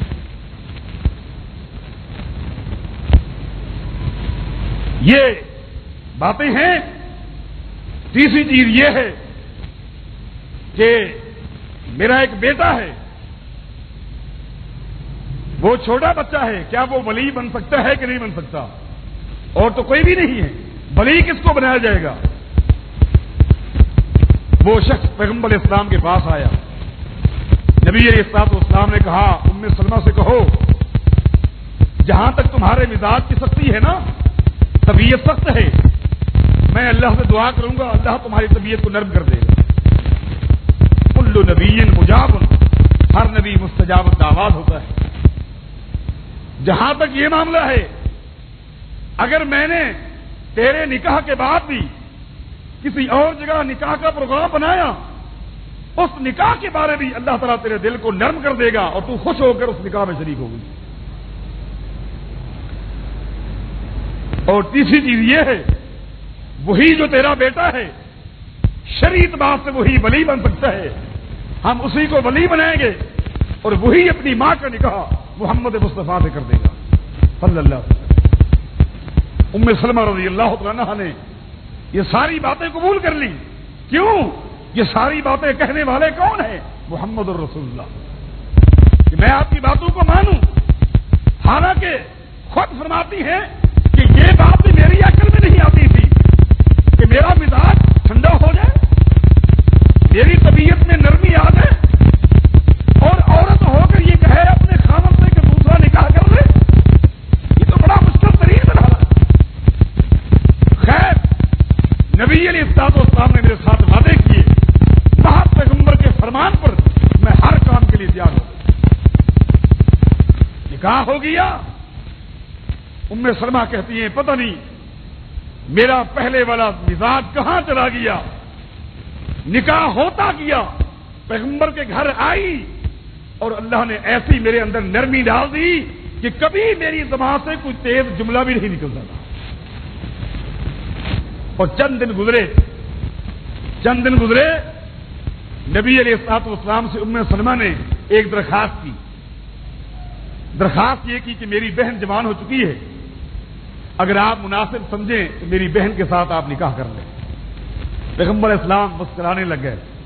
تو میں ام سلمہ کچھ دن پہلے تو کہتی تھی کہ اور نکاح کے لیے میں اجازت نہیں دوں گی، اب تو خود رشتے پیش کر رہی ہے، اب تو خود ہی پیش کر رہی ہے کہ میری بہن جوان ہو چکی ہے، آپ ان کے ساتھ نکاح کر لیں.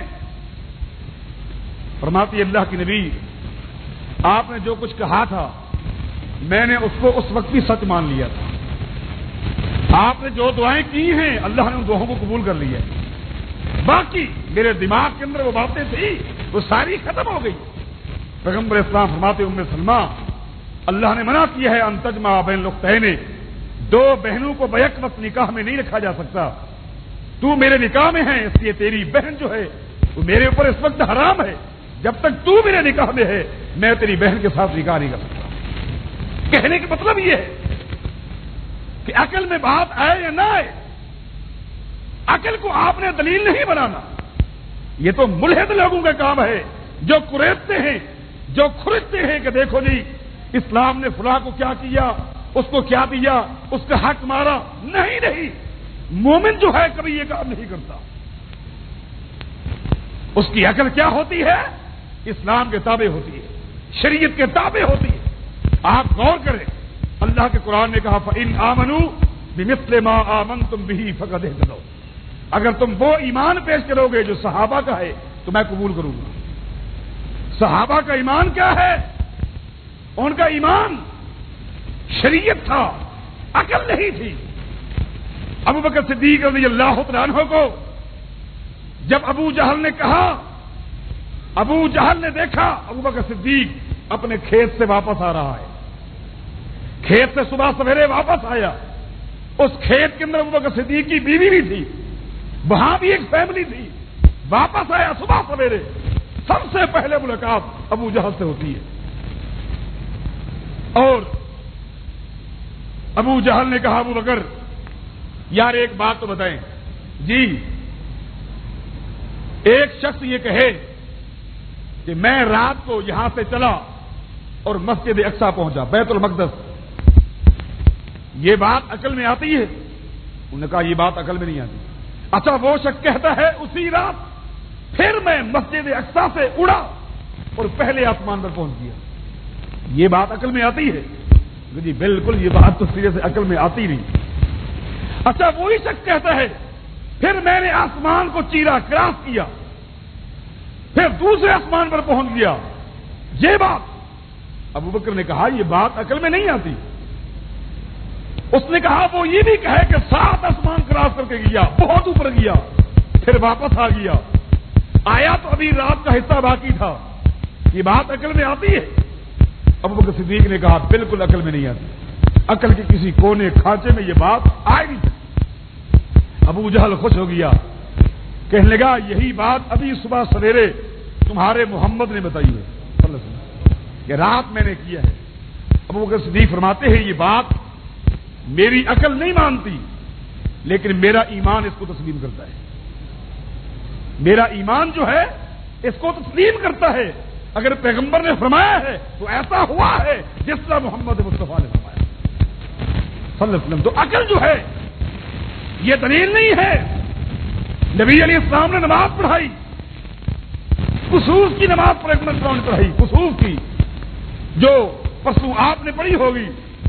کسوف کی نماز پیغمبر اسلام پڑھانے کے لیے کھڑے ہوئے، مصلی پر کھڑے ہوئے ہیں، صحابہ پیچھے سب بنا کر کھڑے ہوئے.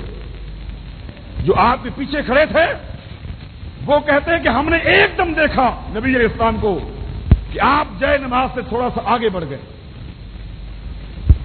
پھر ہم نے دیکھا کہ ایک دم آپ پیچھے آ گئے. حالانکہ آج تک آپ نے کبھی ایسا نہیں کیا تھا. ممکن ہے کہ نماز کسوف کے متعلق یہ حکم ہو. سلام پھیرا، ہم نے نبی علیہ السلام سے پوچھا کہ آج جو آپ نے کسوف کی نماز پڑھائی ہے اس میں آپ مصلی سے آگے بھی نکلے تھے اور پھر پیچھے بھی آئے تھے. پیغمبر اسلام فرماتے جی ہاں، وجہ یہ ہے جب میں کسوف کی نماز پڑھانے کے لیے کھڑا تھا اللہ تعالیٰ نے پوری جنت کو میرے آگے کر دیا، پوری جنت کو میں نے دیکھا میرے آگے آ گئی، اور جنت کے باغات میں نے دیکھے میرے سامنے پھلوں کے ساتھ لدے ہوئے۔ میں آگے بڑھا تاکہ ایک خوشہ توڑ لوں، لو اخذتها لاکلتم ما بقیت الدنیا، اگر ایک خوشہ میرے ہاتھ میں آ جاتا تو اس وقت تک تم کھاتے رہتے جب تک یہ دنیا کا ہے۔ دنیا کے میوے نہیں، یہ جنت کے میوے ختم نہ ہوتے، ایک ہی خوشہ تمہارے لیے کافی ہو جاتا۔ میں جب آگے بڑھا بالکل خوشے کے قریب پہنچا، توڑنے ہی لگا کہ ایک دم اللہ نے جنت کو ہٹا دیا اور جہنم کو میرے آگے کر دیا۔ جہنم کی گرمی اتنی اس کے اندر ہیٹ تھی، اس کے اندر میں نے فلاں کو بھی دیکھا، فلاں کو بھی دیکھا، فلاں کو بھی دیکھا، بڑے بڑے آپ نے نام لیے، ایک دم خطرہ تھا کہیں جھلس نہ جاؤں، تو فوراً میں پیچھے آ گیا۔ قربان جائیں صحابہ کے ایمان پر، کسی صحابی نے یہ نہیں کہا اے اللہ کے نبی صلی اللہ علیہ وسلم ادھر تو آپ فرماتے ہیں کہ جنت بہت بڑی ہے، اتنی بڑی ہے کہ ایک معمولی سے جنتی کو اس دنیا کے 10 گنا حصہ جنت کا ملے گا، اتنی بڑی جنت۔ تو آج وہ ساری جنت آپ کے مصلے کے سامنے جمع کیسے ہوگی؟ نہیں نہیں، یہ تو بات عقل کی ہے۔ کسی نے یہ نہیں کہا میں تو بالکل آپ کے قریب کھڑا تھا، اگر جنت آ گئی تھی آپ نے دیکھا، ہم نے کیوں نہیں دیکھا؟ ہم بھی تو دیکھ لیتے۔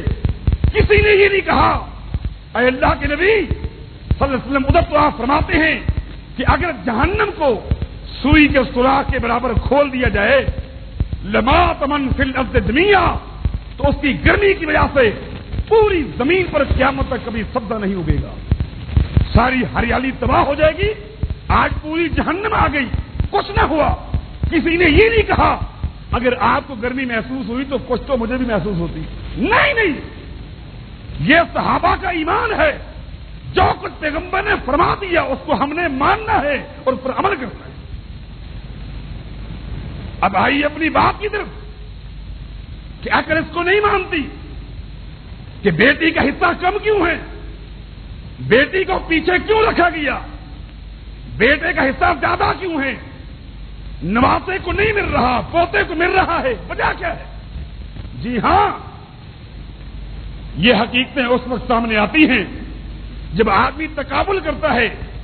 سب سے پہلے جب آپ دور جاہلیت کو دیکھیں گے اور پھر اسلام کا تقابل کریں گے تو پتہ چلے گا کہ دور جاہلیت میں عورت کی کیا حیثیت تھی اور اسلام نے اس کو کیا عزت دی۔ دور جاہلیت کا مطالعہ کیجئے، اس کو اپنے سامنے رکھیے بطور نقشہ کے کہ اس دور میں عورت کو کیا سمجھا جاتا تھا، عورت کی کیا حیثیت تھی۔ بعض قبائل تو لڑکی کی پیدائش پر اس کو زندہ درگور کر دیتے تھے، بعض قبائل ایسے تھے دور جاہلیت میں جب خاوند کا انتقال ہوتا زندہ اس کی بیوی کو خاوند کے ساتھ دفن کر دیا جاتا تھا کہ اب یہ زمین کی پشت پر نہیں رہ سکتی۔ ایسے قبائل بھی تھے جو جو بیٹیوں کو لڑکیوں کو منڈی میں جا کر وہاں فروخت کیا کرتے تھے، لیکن اسلام نے اس کو عزت دی، اس کو بیٹی کا نام دیا، اس کو ماں کا نام دیا، اس کو بہن کا نام دیا، اس کو پھوپھی کہا، اس کو خالہ کہا، اس کو بیوی کہا، اس کو بہت بڑی عزت دی۔ پھر خالی عزت نہیں، اتنا عزت، اس کو جائیداد میں وارث بنایا، اور اتنی بڑی عزت کہ آپ سوچ نہیں سکتے۔ اگر ان باتوں کو بھی آپ دماغ میں رکھیں گے تو میں آج بتاؤں گا کہ حقیقت میں بیٹے سے زیادہ شریعت نے بیٹی کو دی ہے۔ نکاح کا معاملہ دیکھیں، نکاح کے پورے معاملے میں بیٹی کے اوپر اسلام نے ایک ٹکے کا بھی بوجھ نہیں رکھا، سارا بوجھ لڑکے پہ رکھا ہے۔ کوئی ایک ٹکے کا بوجھ ہو مجھے بتائیں۔ یہ جو بوجھ ڈالے ہیں یہ تو میں نے اپنے اوپر ڈالے ہیں نا، یہ جہیز ہو گیا، فلاں ہو گیا، فلاں ہو گیا، یہ تکلفات ہیں یہ شریعت نے ہمارے اوپر نہیں ڈالے، یہ تو ہمارے خود بوجھ اپنے اوپر ڈالے ہوئے ہیں۔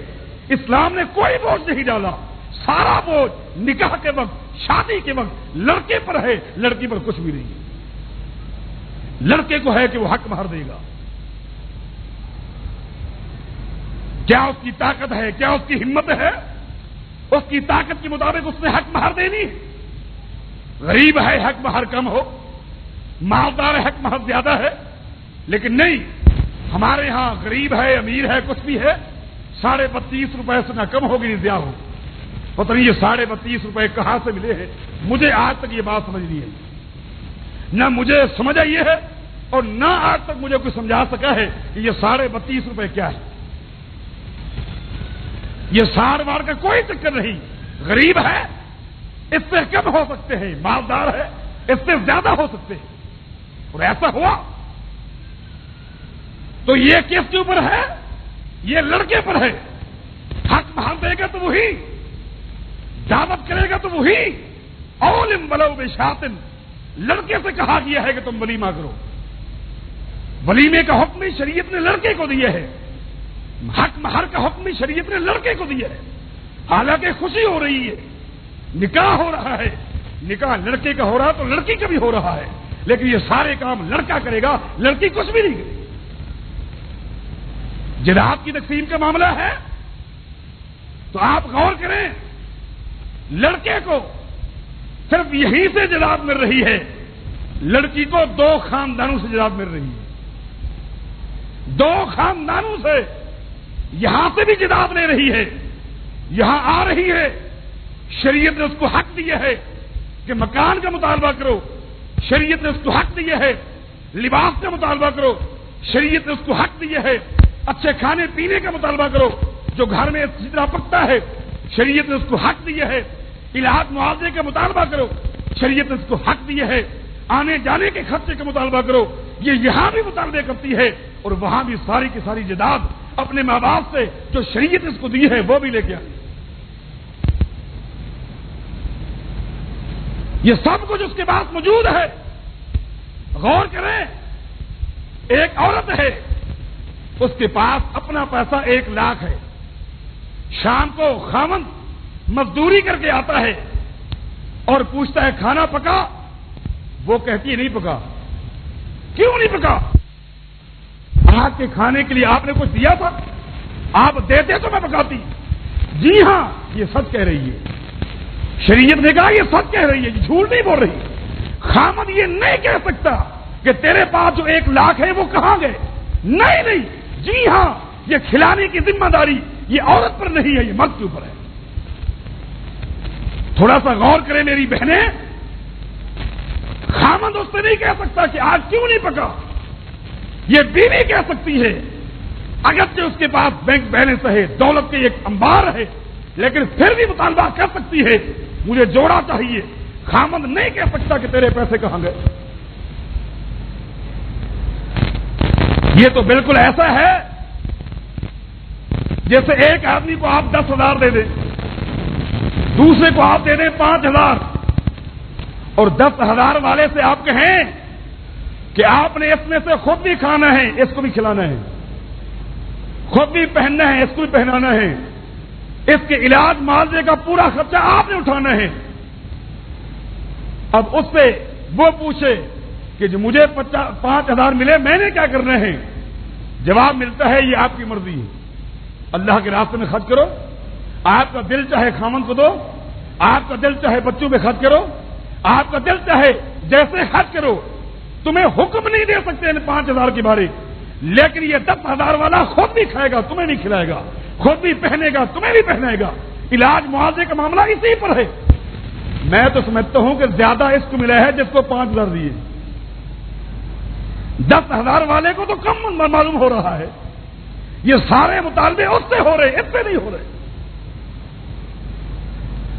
پھر یہ کہنا کہ نواسے کو نہیں مل رہا، پوتے کو مل رہا ہے، جی ہاں، اس لیے کہ نواسے کا تعلق کسی بھی برادری سے ہو سکتا ہے، ضروری نہیں کہ نواسا جو ہے وہ نانے کی برادری سے تعلق رکھتا ہو، ضروری نہیں کہ وہ آپ کی برادری کا ہو، وہ کسی بھی برادری سے تعلق رکھتا ہے.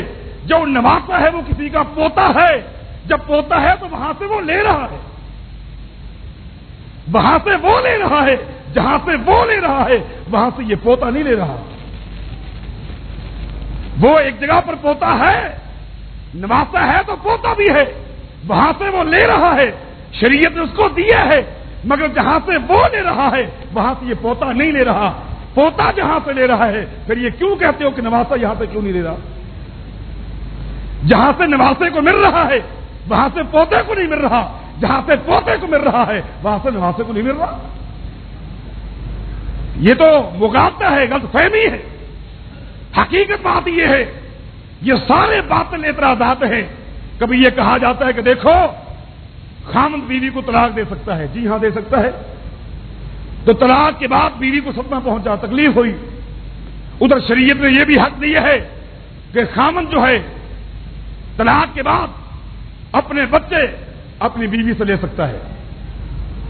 جی ہاں, یہ شریعت نے ایک دور اندیشی والا حکم جاری کر دیا ہے. وہ کیوں؟ جو عورت متعلقہ ہو چکی, جس بیچاری کو طلاق مل چکی, ایک بوجھ تو یہ ہے, صدمہ یہ ہے کہ آج وہ کہاں جائے. باپ کے دروازے پہ جائے, چند دن کے بعد تانے ملتے ہیں, بھائی کے دروازے پہ جائے, تانے ملتے ہیں. آج اس کو خود سنبھالنا مشکل ہے.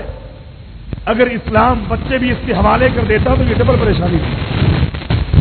یہ پریشانی ڈبل تھی.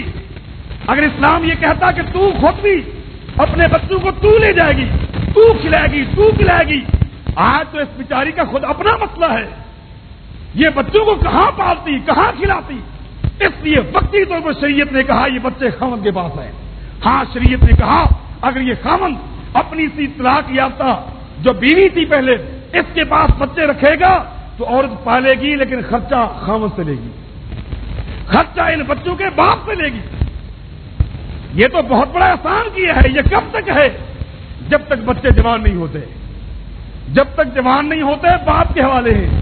پالے گا باپ, تعلیم دے گا باپ, تربیت کرے گا باپ. آج بچے جوان ہو چکے ہیں, کس کے خرچے پر؟ باپ کے خرچے پر. جوان ہونے کے بعد اب یہ بچہ دین اسلام سے ایک سوال کرتا ہے کہ آج میں جوان ہو چکا ہوں, آج میں خود کمانے والا ہوں, آج میری مٹھی میں پیسے آ چکے ہیں, مجھے میرے باپ نے پالا ہے, اس نے پرورش کی ہے, تربیت کی ہے, تعلیم دی ہے. آج میں کما کر یہ پیسے لے کر آ چکا ہوں. اے اللہ کے نبی, آپ یہ بتائیں میں پیسے یہ کس کو دوں؟ اپنے اس باپ کو دوں یا اپنی ماں کو دوں؟ محمد مصطفیٰ نے کیا فرمایا صلی اللہ علیہ وسلم؟ فرمایا ام کا, تیری اس کمائی کی مستحق تیری ماں ہے. جب تک کھانے کا معاملہ تھا شریعت نے کہا باپ کے پاس جاؤ, جب کھلانے کا معاملہ کہا کہ ماں کو کھلاؤ. تھوڑا سا غور کریں, تھوڑا سا بصیرت سے کام لیں کہ جاؤ یہ تنخواہ, یہ مزدوری اپنی ماں کو دو. صحابی نے سوال کیا ثم من یا رسول اللہ, ٹھیک ہے آج کی کمائی اپنی ماں کو دیتا ہوں, کل کی کمائی کس کو دوں؟ فرمایا ثم امک کا, کل کی کمائی بھی ماں کو دینی ہے. ٹھیک ہے کل کی کمائی بھی ماں کو دوں گا, پرسوں کی کمائی کس کو دوں؟ فرمایا ثم امک کا, وہ بھی ماں کو دینی ہے.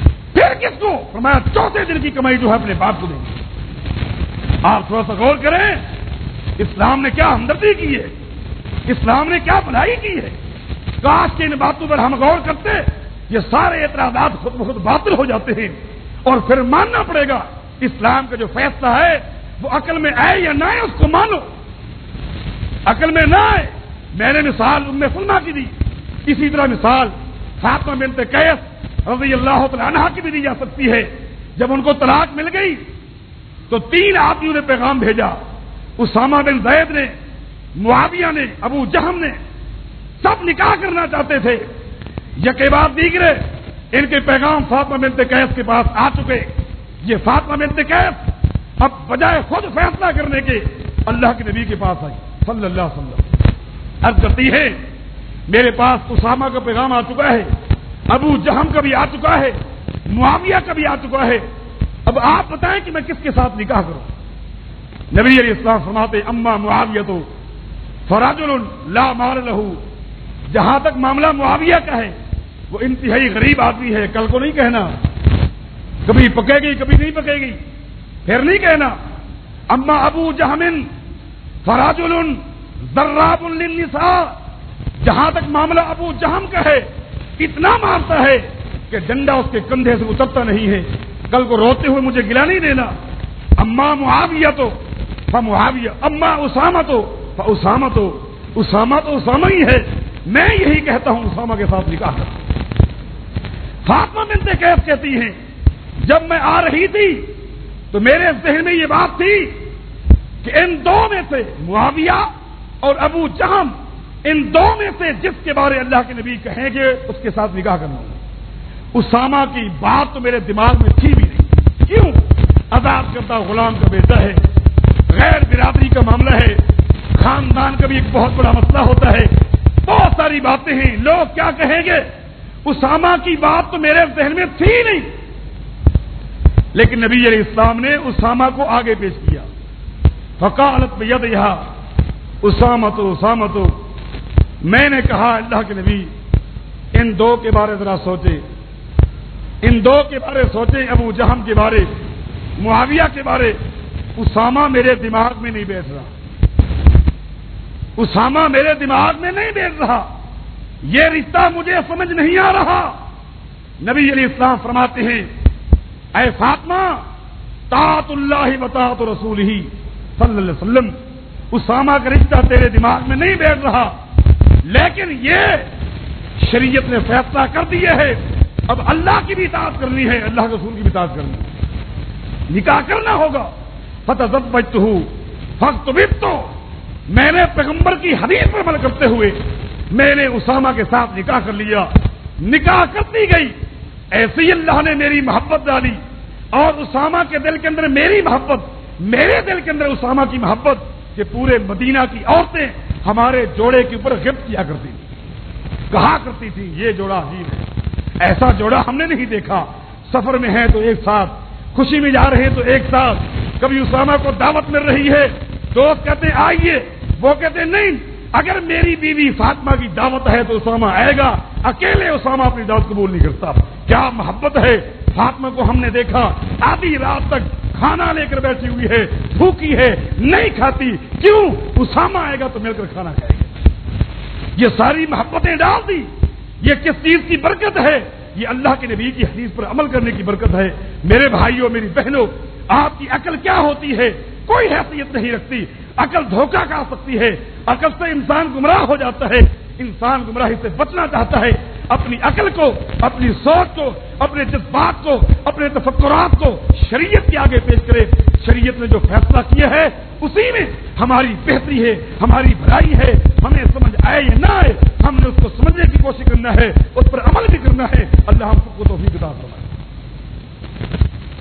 ان الحمد لله نحمده ونستعينه ونستغفره ونعوذ بالله من شرور انفسنا ومن سيئات اعمالنا، من يهده الله فلا مضل له ومن يضلل فلا هادي له، أشهد أن لا إله إلا الله وحده لا شريك له، وأشهد أن محمدا عبده ورسوله۔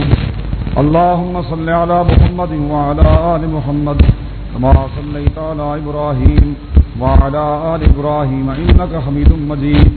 اللهم بارك على محمد وعلى آل محمد كما باركت على إبراهيم وعلى آل إبراهيم إنك حميد مجيد۔ أما بعد فإن خير الحديث كتاب الله وخير الهدي هدي محمد صلى الله عليه وسلم، وشر الأمور محدثاتها وكل محدثة بدعة وكل بدعة ضلالة وكل ضلالة في النار۔ یہ ایک اعلان ہے اور کچھ درخواستیں بھی ہیں۔ اعلان یہ ہے کہ مرکز دعویٰ والارشاد مجاہدین لشکر طیبہ کے زیر اہتمام ایک جلسہ 13 اگست کو عشاء کی نماز کے بعد federal be area block 19 power house کے قریب اسکول کے عقب میں منعقد کیا جا رہا ہے۔ ساتھیوں کی شرکت کی درخواست ہے، لامحالہ اس میں اہل علم کے خطابات ہوں گے، ساتھیوں کو چاہیے اس پروگرام میں شریک ہوں۔ 13 اگست کو یہ پروگرام ہے، عشاء کی نماز کے بعد فیڈرل بی ایریا کے اندر، یہ پاور ہاؤس کے قریب ہے، اسکول کے پیچھے یہ پروگرام ہو رہا ہے، ساتھیوں کو اس میں شریک ہونے کی کوشش کرنی چاہیے۔ درخواست ہے کہ بھائی شہاب الدین کی آنکھوں میں تکلیف ہے، دعا کریں اللہ تعالیٰ ان کو صحت کامل عاجلہ عطا فرمائے۔ ہمارے ایک ساتھی ہیں بھائی جاوید صاحب، شیخ جاوید صاحب ناصر آباد میں رہتے ہیں، کافی دن سے بیچارے پریشان ہیں، کئی طرح کی پریشانیاں ہیں، جسمانی پریشانیاں بھی ہیں، کچھ دوسری پریشانیاں بھی ہیں۔ دعا کریں اللہ تعالیٰ ان کی تمام پریشانیوں کو دور کر دے، اور ان کے داماد کے لیے بھی دعا کریں اللہ تعالیٰ ان کو نیکی کی توفیق عطا فرمائے۔ گھریلو جو پریشانیاں ہیں اللہ تعالیٰ ان پریشانیوں کو دور کر دے۔ ان کے علاوہ جتنے بھائی جتنی بہنیں پریشان حال ہیں، اللہ ہماری ان تمام بھائیوں اور بہنوں کی پریشانی کو دور فرما۔ اے اللہ ہم سب کی دنیا بھی اچھی کر دے اور ہماری آخرت بھی اچھی کر دے، ہمارے گناہوں کو معاف کر دے اور خاتمہ بالخیر فرما۔ پچھلے دنوں ہمارے بزرگ بھائی اسحاق پینٹر والے کا انتقال ہو گیا ہے، بڑے دیندار ساتھی تھے، دعا کریں اللہ تعالیٰ کو غنی کی رحمت فرمائے۔